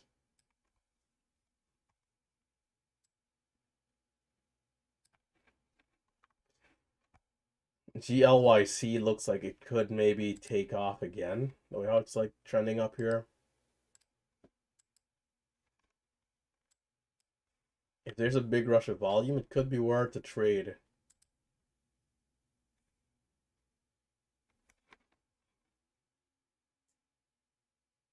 (2005) Lexus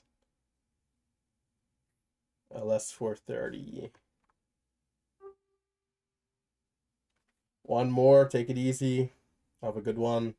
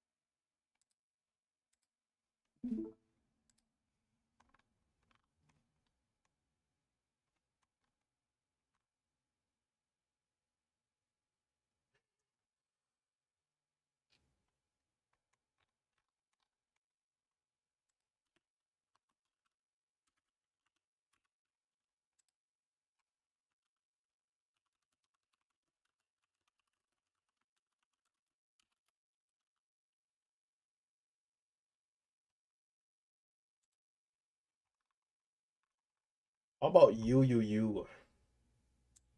That stock is like moving up a little bit.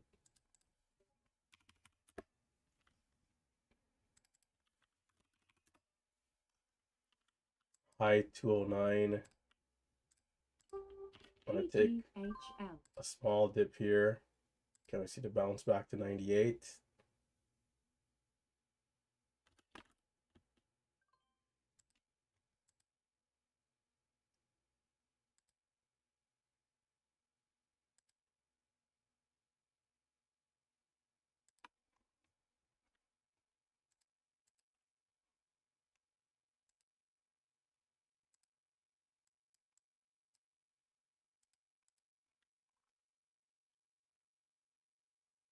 Big Steve saying GLYC dip.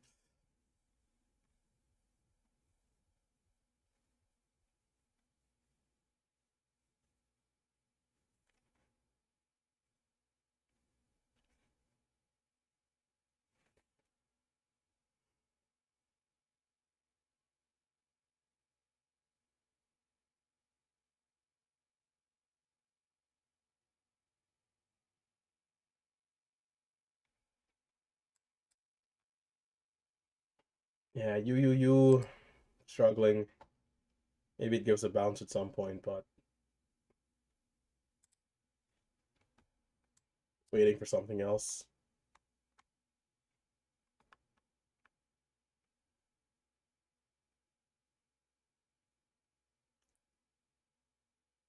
Beam, what's going on, brother?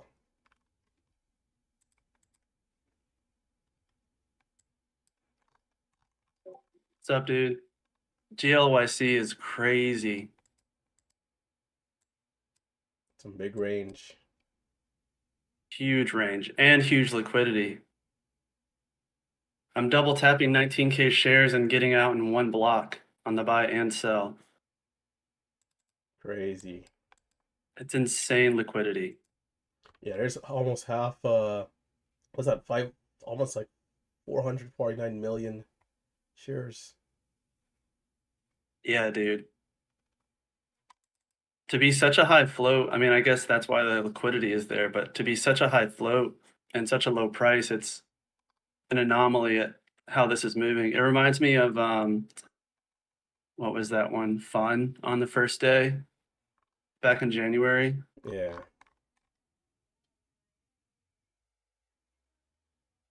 But knock on wood, I don't want to speak too soon, but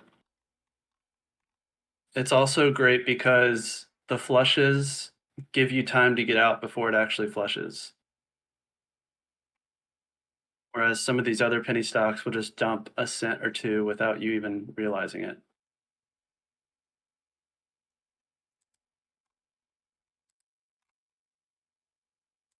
I was really frustrated at the open. I decided to trade Lucy instead of the pennies, and I was down 2K within like a minute at the open.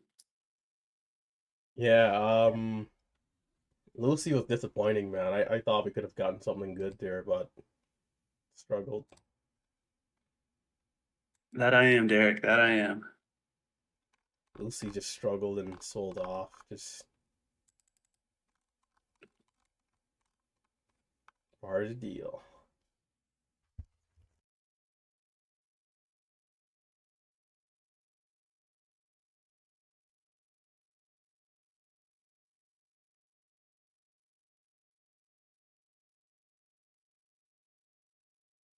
Also, with such big share size, I don't feel the need to like hold a lot of winners because you can make so much just by selling like half a cent pop.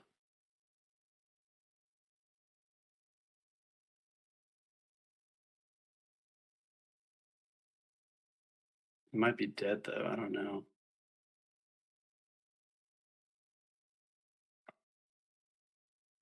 Even these relief bounces are like 2 cents. You know what I mean? Where on a penny, that range is like what you dream for in an uptrend. NXL. Honestly, I was also caught off guard by how strong that move over 44 was. Yeah, I missed that whole thing, dude. I was so mad. I'd sold right before it.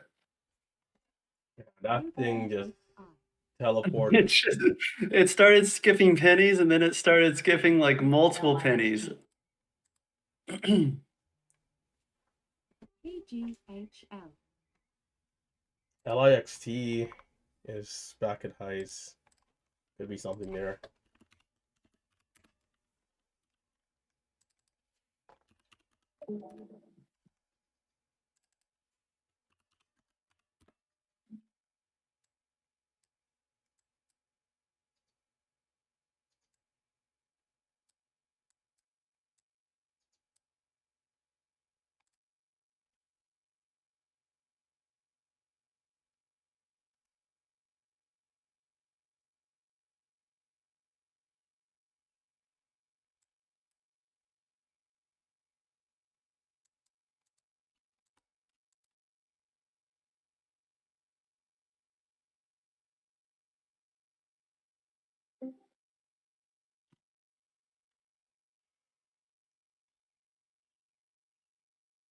This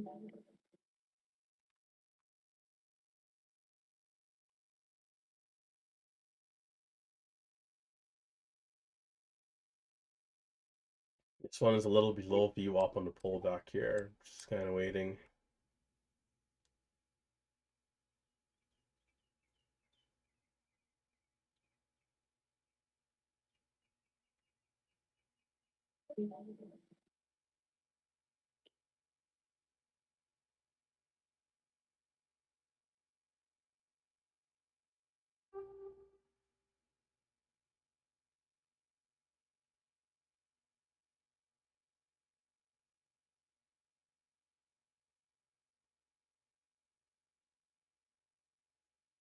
NXL.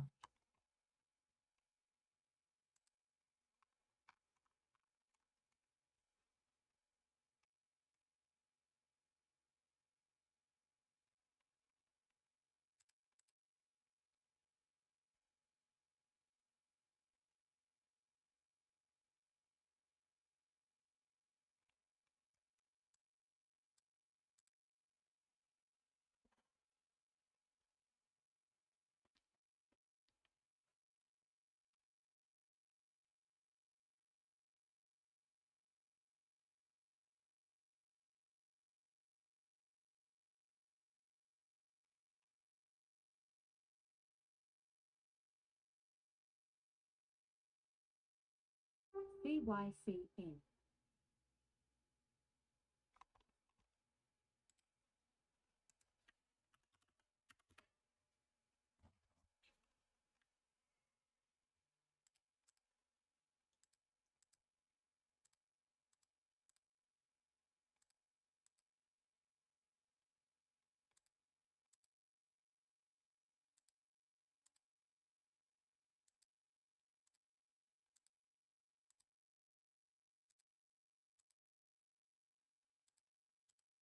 I wonder if Nvidia was able to break that 140.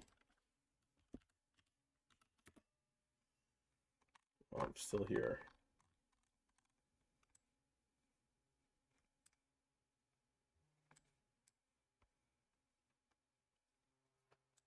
Everything was, I mean, you know, GLYC, some backside dips, but everything else kind of dead.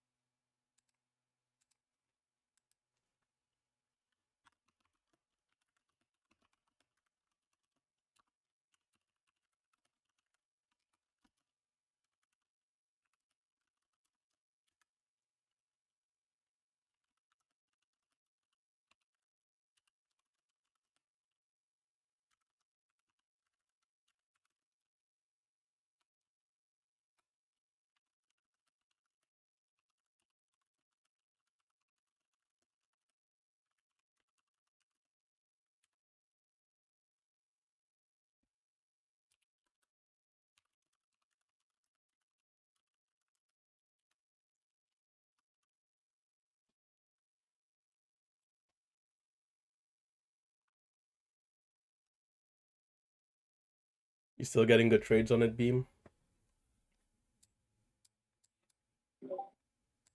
No, it slowed down a little bit. I'm waiting for this 42 level to be retested or it just to start surging again.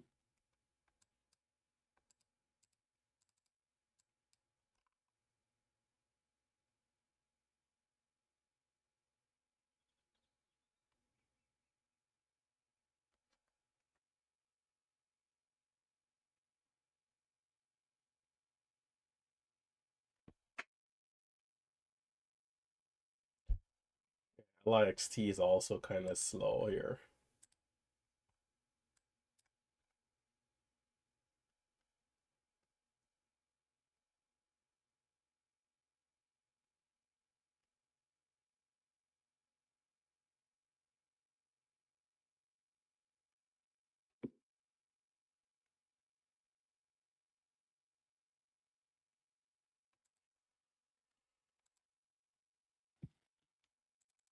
UPXI. UPXI.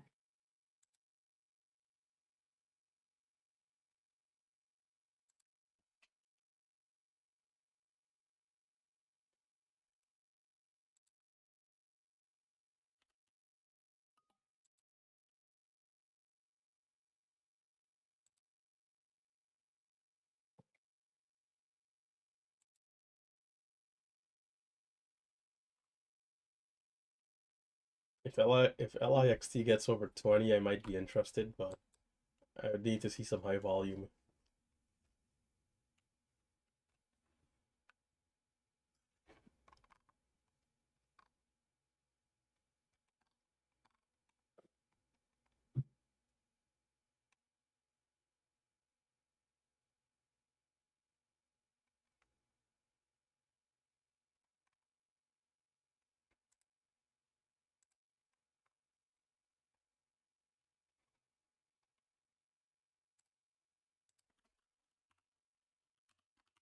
UPXI. Yeah, UPXI looks pretty good. $10.84 to halt up.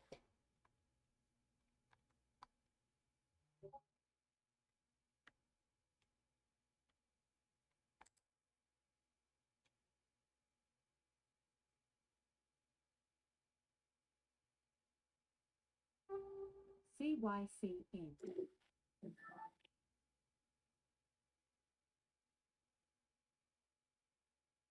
Looks like it might halt up here.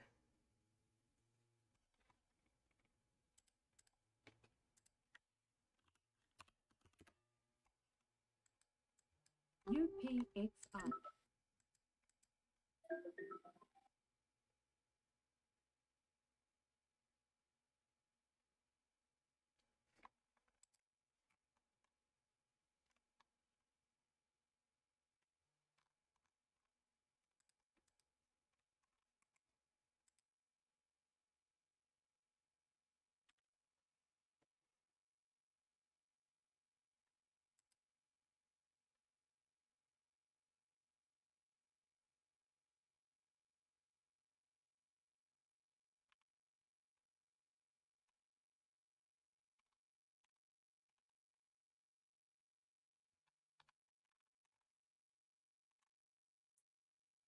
Gus, 7.6 million shares traded. Man.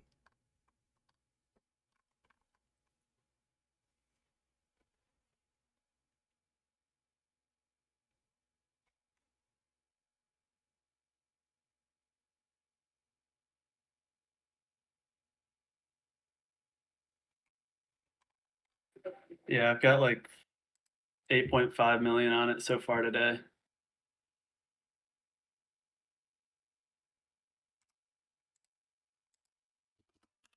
$11.56 to 200 EMA on UPXI. We'll see if it continues here.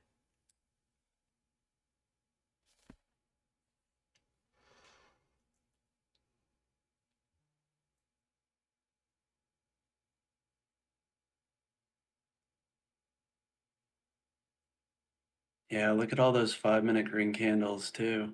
Jeez. I wouldn't mind looking at the dip and rip with small size, but I probably should have pulled it up a little sooner out of that first resumption.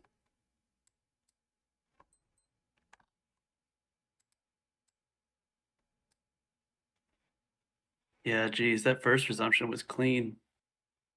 Straight up. What I like is that the second candle there looks like it had a nice dip down to 9 and then back up again. Yeah. If that was an actual wick and didn't just like, fake wick, that would have been a nice dip. Yeah. God. Yeah, because it rips literally the next like 30 seconds all the way back up to 10:30. Yeah, I'm a little cautious here. We just have 0 green, 0 red 1-minute candles since it started to make its move back at 8. Yeah, I've gotten burned by these so much. I'm probably, yeah, I'm probably just gonna let it ride. Yeah, that's Just see what why happens. I'm only gonna do small size because I'm not trying to like ruin the day or anything, especially Yeah, after missing exactly. that first move.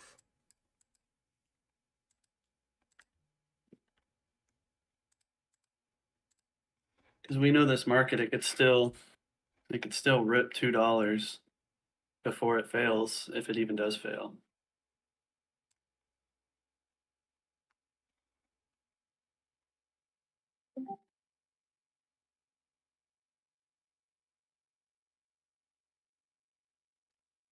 Marcelo always with these jokes. Derek said he was scared to buy nines because the halt down was mid eights. Well, I guess it depends on the liquidity between the halt down and the market price at the time. If the halt down mid eight had a lot of buyers in between, like let's say it's like an 860, then I take the trade. But if like there's literally no bidders in between the halt down and that $9 level, probably not worth the entry. Like I saw Marcelo's recap yesterday, and this guy like didn't even hesitate to buy close to the halt down. For me, I stopped doing it because I took like my biggest loss getting trapped in the flush. So if it's too close, I just avoid the trade. The false halt down, you can try, but it's a similar thing. But if the volume is high coming out of it, you can definitely get the rip. All right, cutting the chatter here. We got like, what was that, like 15 seconds?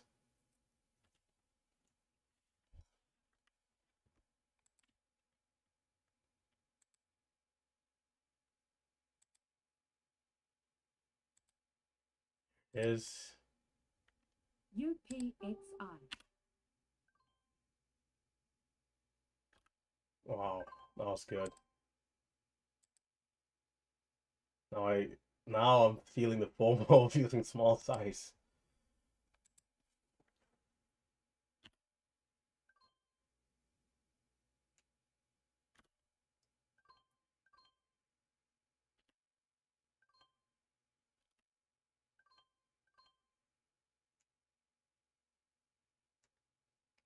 The 200 EMAs around here, so let's see.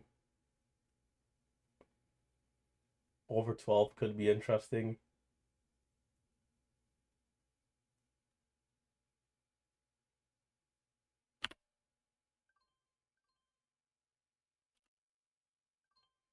Oh, I sold that a little soon.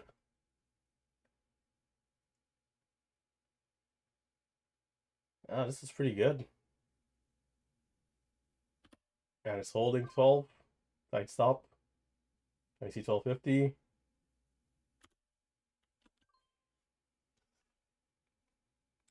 Well, that's $1 a share. And it might just keep going.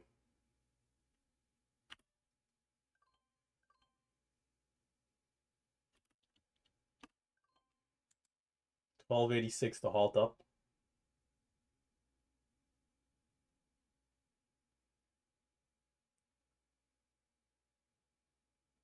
Not touching any backside dips. Well, that was pretty good.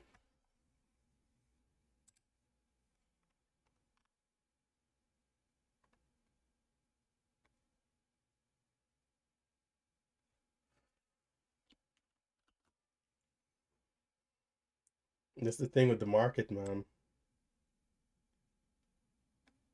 Now the FOMO of knowing I could have made 2K right there if I had a little bit, 1,500 shares, but all good in the neighborhood. It's a good bounce off EWAP.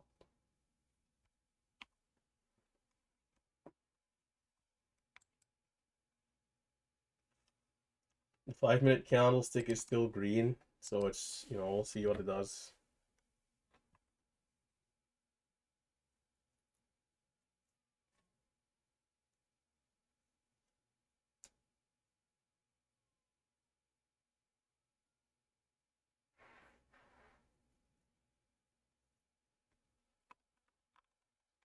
I got a super small winner on that 11 hold. I was clinching.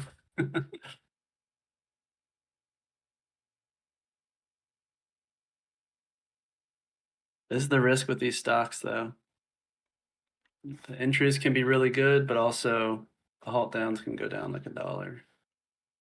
Yeah. And there's a halt down. I kind of wanted to halt down, to be honest. Just take that dip and rip out of the halt. Because now we've got room back up to 1267. UPXI.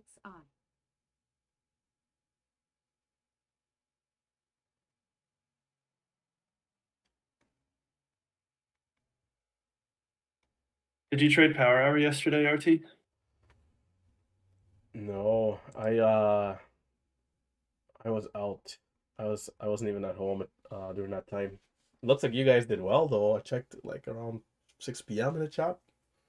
Dude, I was up 1K and then had to go somewhere and then came back, and literally from 3 to 3:30 a penny stock was just going nuts, similar to GLYC, and like 6K in 30 minutes. It was freaking insane. Nice. Man, these penny stocks have been really good this last month and a half. I mean, you can't ask for better markets, man. I really hope they stay a little bit. I was looking at my trader view stats for the month, and I didn't even realize this, but literally 100% of all of my gains for the month are from stocks under $2. Looks like Gus had a really nice day too. 16K on that GLYC. Wow, that's insane. Record day. And Minty as well, record day, 10,000 on it. Said he was pushing 20 to 30K size.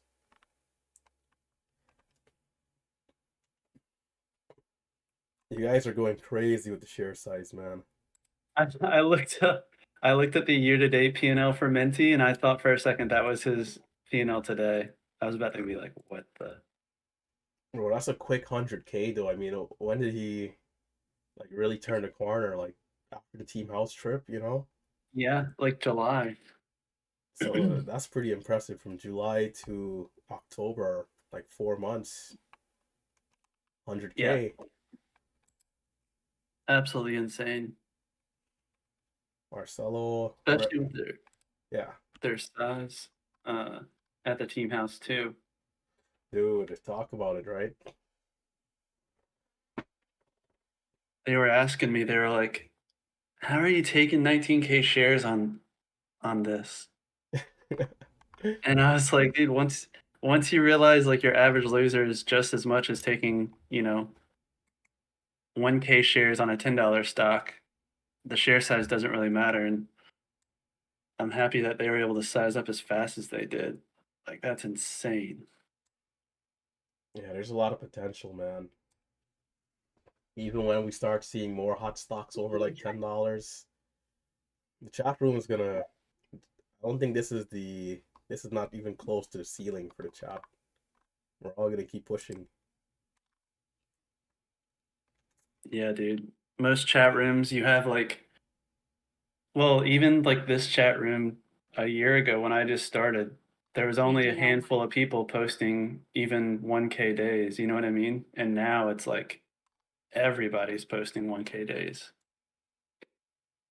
It's insane. But it's just about following the process. Process over profits, as Enzo says. Yeah. Hey, thanks RT, man. One day I'll be there with you guys.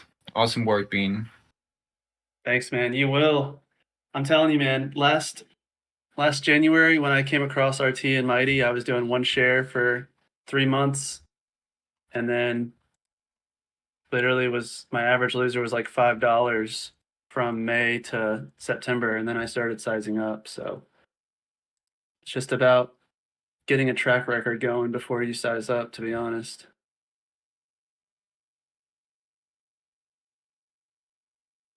Nice, yeah. I am gradually sizing up week over week, and I'm seeing bigger gains. BKYI.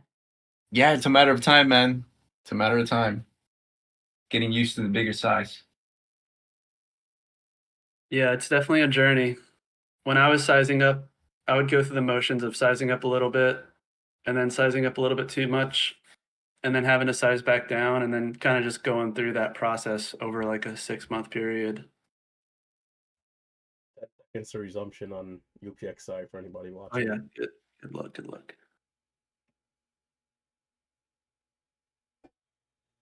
Maybe 10 minutes then.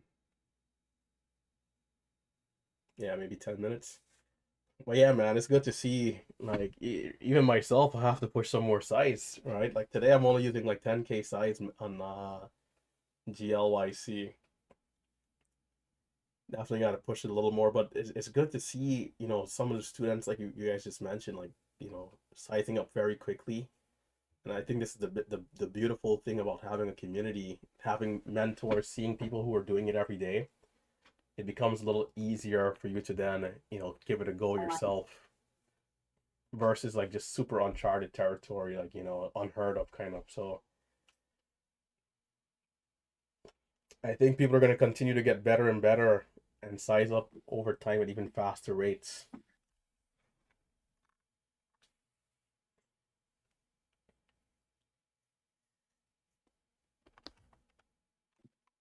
So for those people on YouTube, you know, join the chat room, check it out. Maybe it might just give you the push that you need.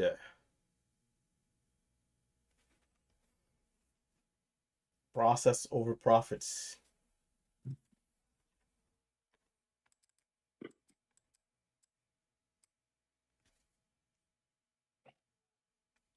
ADLY. Man, Gus is on his third profitable month too, making 16K. I can't even fathom that.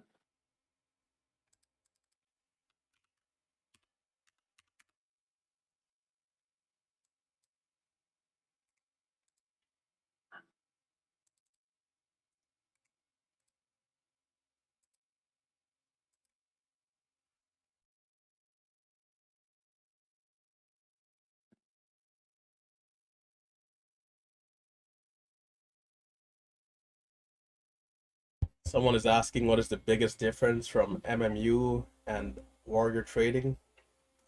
Well, our trade style is different.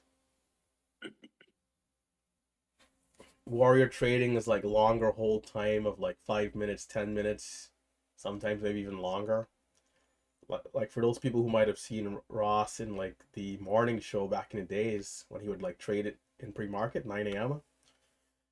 He could be in on a stock and be up like $2 or $3 a share and just holding and adding and selling, and he can be in a trade for 5, 10, 15 minutes. Versus for us, we're in and out within seconds, hundreds of times throughout the course of a day. That's the biggest difference in what we do, and I would say it's pretty modern, all things considered, because you know we do utilize free commission structures, and free commissions haven't really been a thing for that long. It's still pretty new, going back to like I think early 2020, end of 2019. You know, all these brokers ended up dropping to zero after some time, and then from there is where the strategy really was invented. For me, there would be a lot of frustration of like holding positions and being green unrealized, and then it going against me and getting stopped out. So it's like, man, why not just take this gain every time? Just take this gain and get back in. Take the gain, get back in.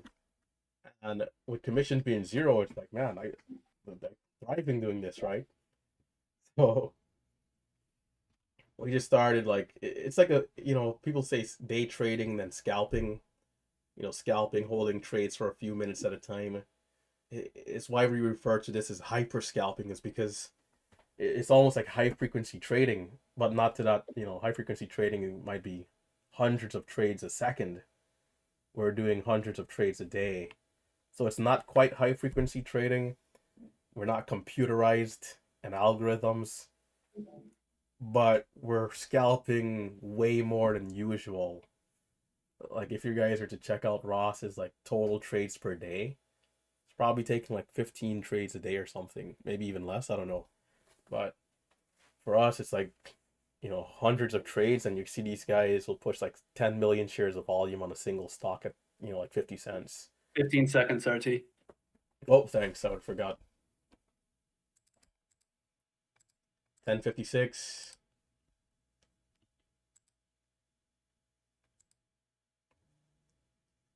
LPTX. UPXI. LPTX.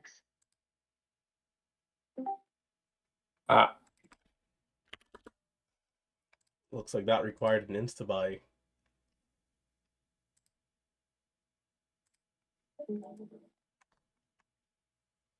No trades there for me.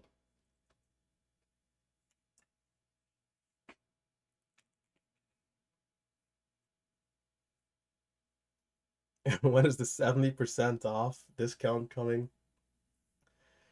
Oh, that's a lot. I could do maybe I could do 60% maybe. Do I do a 1 day 60% discount right now? For people watching on. LPTX. Pastor's the boss. We can make it happen.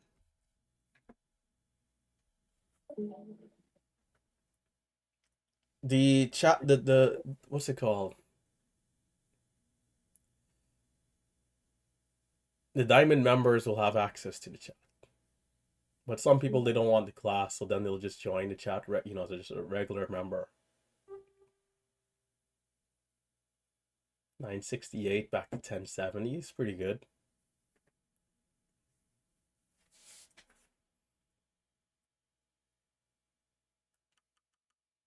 $11.16 to halt up. I think it comes back down. I doubt it gets halted up. I'm gonna check and see if there's shares to short. We got a crazy fill, but no shares. Was aiming for 85 short, 1085 short. Stop at 11.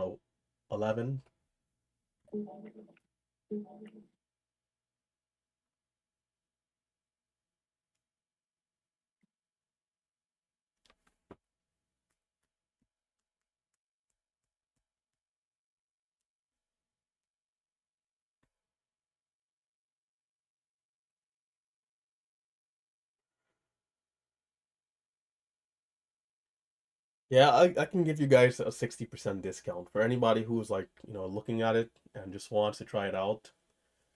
We don't usually ever go over, I mean, I know I already said it, so I can't go back on my words.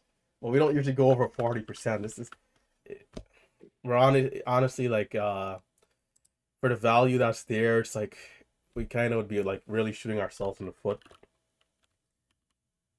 But since it's like so spontaneous, I could do it, but I'll only put out four of these 4 seats.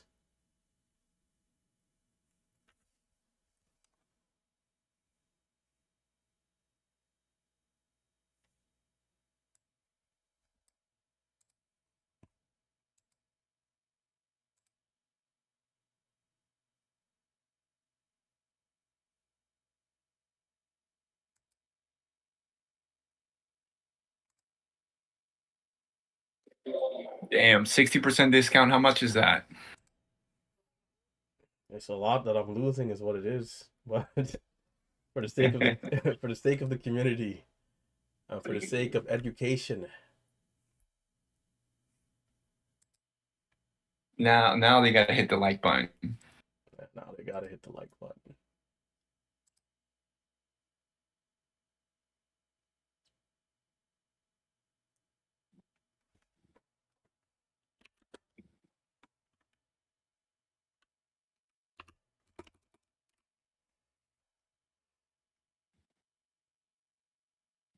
I'm gonna name it after the ticker UPXI.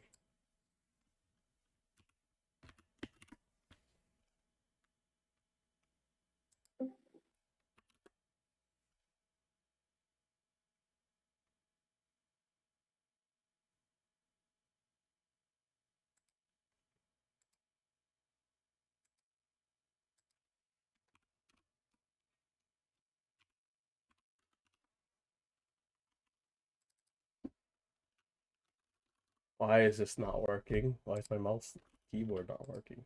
What's going on?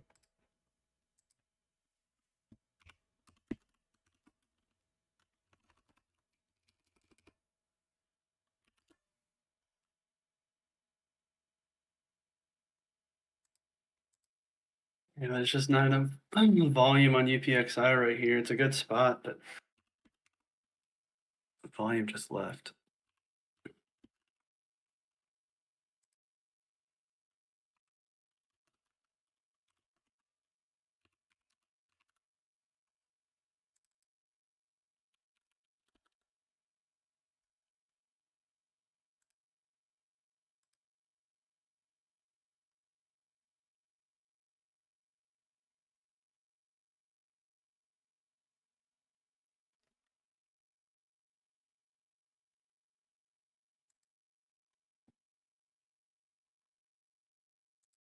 All right, the code is live for anybody who might want to use it.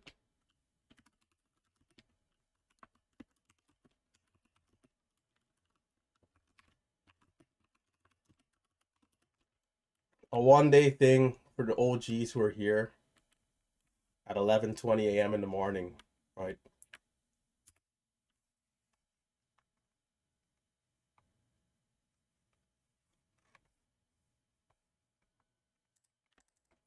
LIXT is still fighting, but I wonder if it's worth it.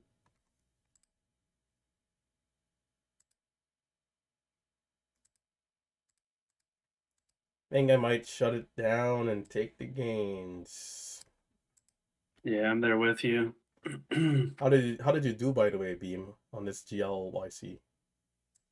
7.4. Bro, you guys are some absolute beasts. Way to These go, pennies, brother. man, I've figured them out. They're insane. Way to go, way to go. I'm surprised, like, for me, I have to push more sides for sure.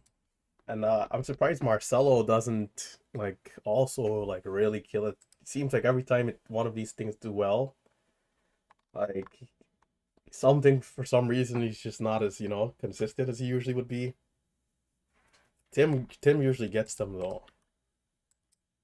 Yeah, I think pennies really help the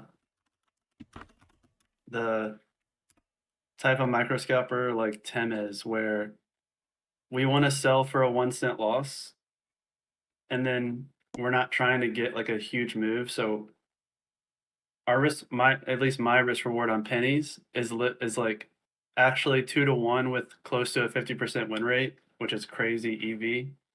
Where Mighty might hold that loss for a little bit longer for the bounce, and then hold the actual bounce a little bit longer for the actual move. Where I feel like pennies, it's the edge is more so in the tight, really tight stop, and just sell the pop, rinse and repeat.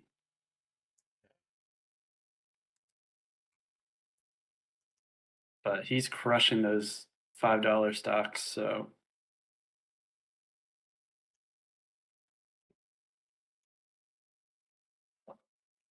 Man, I could have never. Well, I don't know. I guess I can't say I could have never really seen something like this, but seeing so many people being able to progress, I mean, it is something else, man. well, I think like micro scalping is in my opinion, after trading for so like as many years as I have, is the easiest to learn as a beginner, because you can have like $5 risk and still make like 10 grand on the month, and you also get, you know, 200 trades a day for a month is 4,000 examples of a trade. So like you get better faster, and your risk is like super tight. It's just the perfect combination. Hey, Bean. So if you're taking quick profits, hyper scalping, how do you go about when the pennies have like these explosive moves that like jump, basically jump cents per share? Do you kind of just miss like most of the move but capture bits and pieces? Yeah, so essentially I'm watching the level 2, and I'm just watching I'm only buying dips, in all honesty, because these breakouts, they'll break out and then they'll instantly retrace. So I'm just waiting on that retracement, and as soon as the bid stops going down for like a second, that's when I buy. And then obviously my risk is super tight, where if it doesn't bounce, I'm just going to get out. But half the So a lot time of it the bounces times, immediately. oh, gotcha. A lot of the times when it's has a lot of strong momentum going up, so you're buying those micro pullbacks when the tape stops, get in, tight stop. Yep. And then the selling is the same thing, but on the opposite side. As soon as it has an ounce of hesitation after the bounce, I'll sell. Because a lot of times, if you don't time it right, you can get in a cent too high and you can get Yeah. out a cent too low. But if you can time it and kind of anticipate instead of waiting for confirmation, that's where the extra profit comes from. Yeah, that anticipation. I tried doing that. A lot of the times what happens to me is I get in too early and then I sell and it's at 0.62 and it's like, oh no, it's at 0.6 and it's like, oh wow. And I get a terrible fill. Yeah. When it's just dumping, I have an internal clock in my head of like, okay, is it stalled? I'll be just about ready to buy and then it'll go down a little bit more. So I'll wait, kind of reset that internal clock. And Yeah. also with the tape, if the tape is just flooding red and the price is coming down, I'm not trying to just guess at what the bottom is. I need at least a little bit of white and green on the tape to tell me that buyers are starting to come in. And then that's when I buy. But it's a lot easier on penny stocks versus that same exact type of internal clock on non-penny stocks. At least what I've found. Yes, that's right. It's much easier on these penny stocks. Yeah.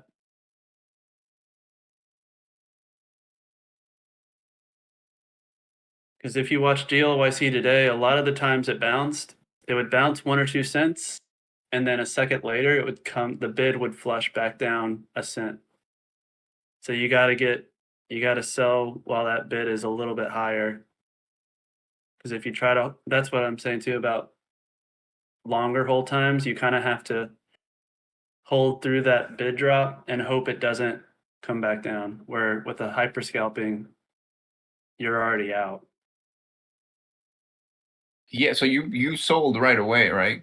So when what you mentioned just now that it bounced like 2 cents, you selling right away when the bid catches up to the ask? Yeah, as long as there's a second of hesitation on it. Yeah. But like I barely missed that 45 to 55 move, but if I was in it, I wouldn't have sold for just 2 cents because level 2 was just moving up, up, up, up, up without any hesitation. So I would have the higher it goes, the faster my internal clock goes of like, okay, if the beginning of the move, my internal clock is like a second of it stalling, if it's gone up 2 or 3 cents, that internal clock turns to like half a second where I get really, super tighter on how much I want to let it move. Because the higher it goes, when it does start to fall, the further it's going to fall. Yeah. NCLH. Yeah, I was watching that explosive move, man. I didn't get much of it. It's also volume related too. Like right now, GLYC's perking up, but the volume is just so much.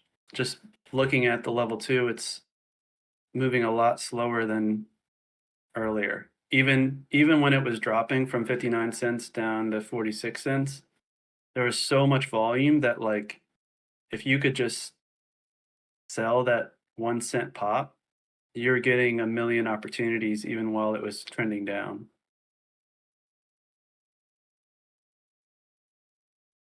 Yeah, maybe I'm being too greedy because I do have that 1 cent pop when I buy it, and I'm trying to hold just a second too longer ends up being like a small loser or a flat trade. Exactly. Exactly. And maybe I'm leaving a lot of money TTL. behind, but I'm just looking for that bigger move a lot of the times. It's just a matter of the stock, I guess, right? This one, different. Yeah. I've just found like maybe if you're getting in at the bottom of a support area, it makes sense to maybe just let it ride. But like if it's just in no man's land, I'm just taking that pop and rinsing and repeating. Yeah. I see Tim doing the same thing too. It's starting to pick up some volume. 1 million shares on that last move. Yeah. Like right there, it just stalled at 35. And then I get out for like a 0.02 cent loss there. Stalled at 30. Stalled at 35, so I sold at 35. Just rinsing and repeating that. I just took a loss for 0.02 cents and took a win for 0.05 cents. Yeah, I see that. I see it, but I don't take it. The big trouble is waiting for that confirmation, because if you wait for confirmation, you're going to get filled half a cent higher than the actual spot you want to get filled at, which completely ruins your risk reward. Yeah. I wait for confirmation sometimes too much. But you're getting in anticipating the confirmation. Exactly.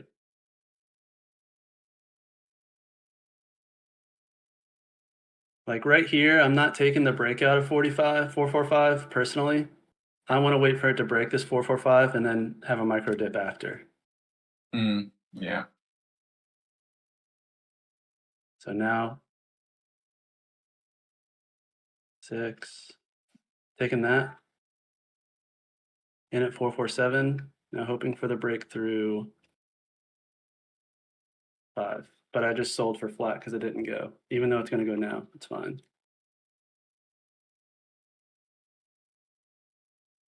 50, taking that micro dip off 50.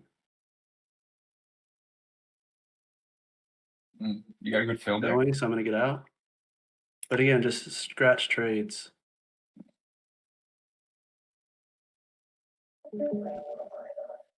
Now I'm in right under 50. And then I just got out on that pop. NCLH. Just these pennies, man. If you take the breakout, you'll get in at say 0.460 right here. And if you don't sell immediately, the bid just comes right back down to that 460. So like just makes more sense to me to just buy the micro pullback after.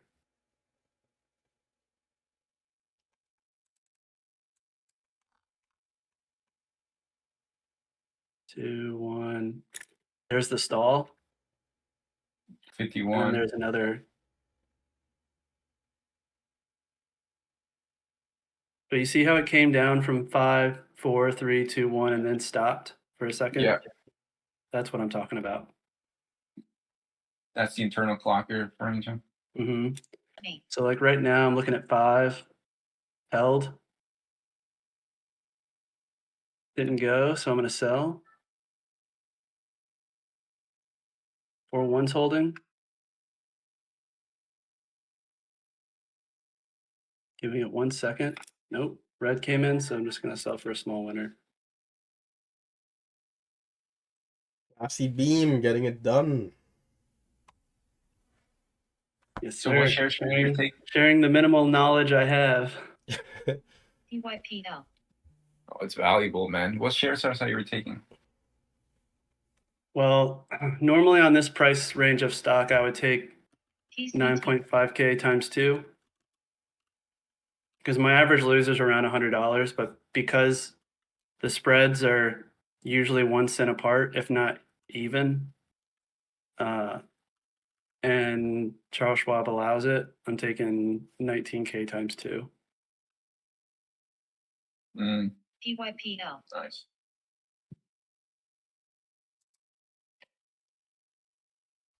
Guys, I'm gonna call it here.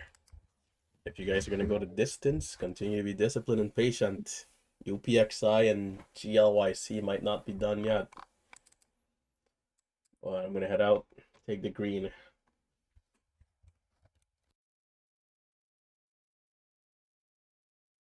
Those of you on YouTube, likewise, stay safe, stay green, hit that thumbs up. You guys can check out that coupon code if you want to join today. And tomorrow again in pre-market.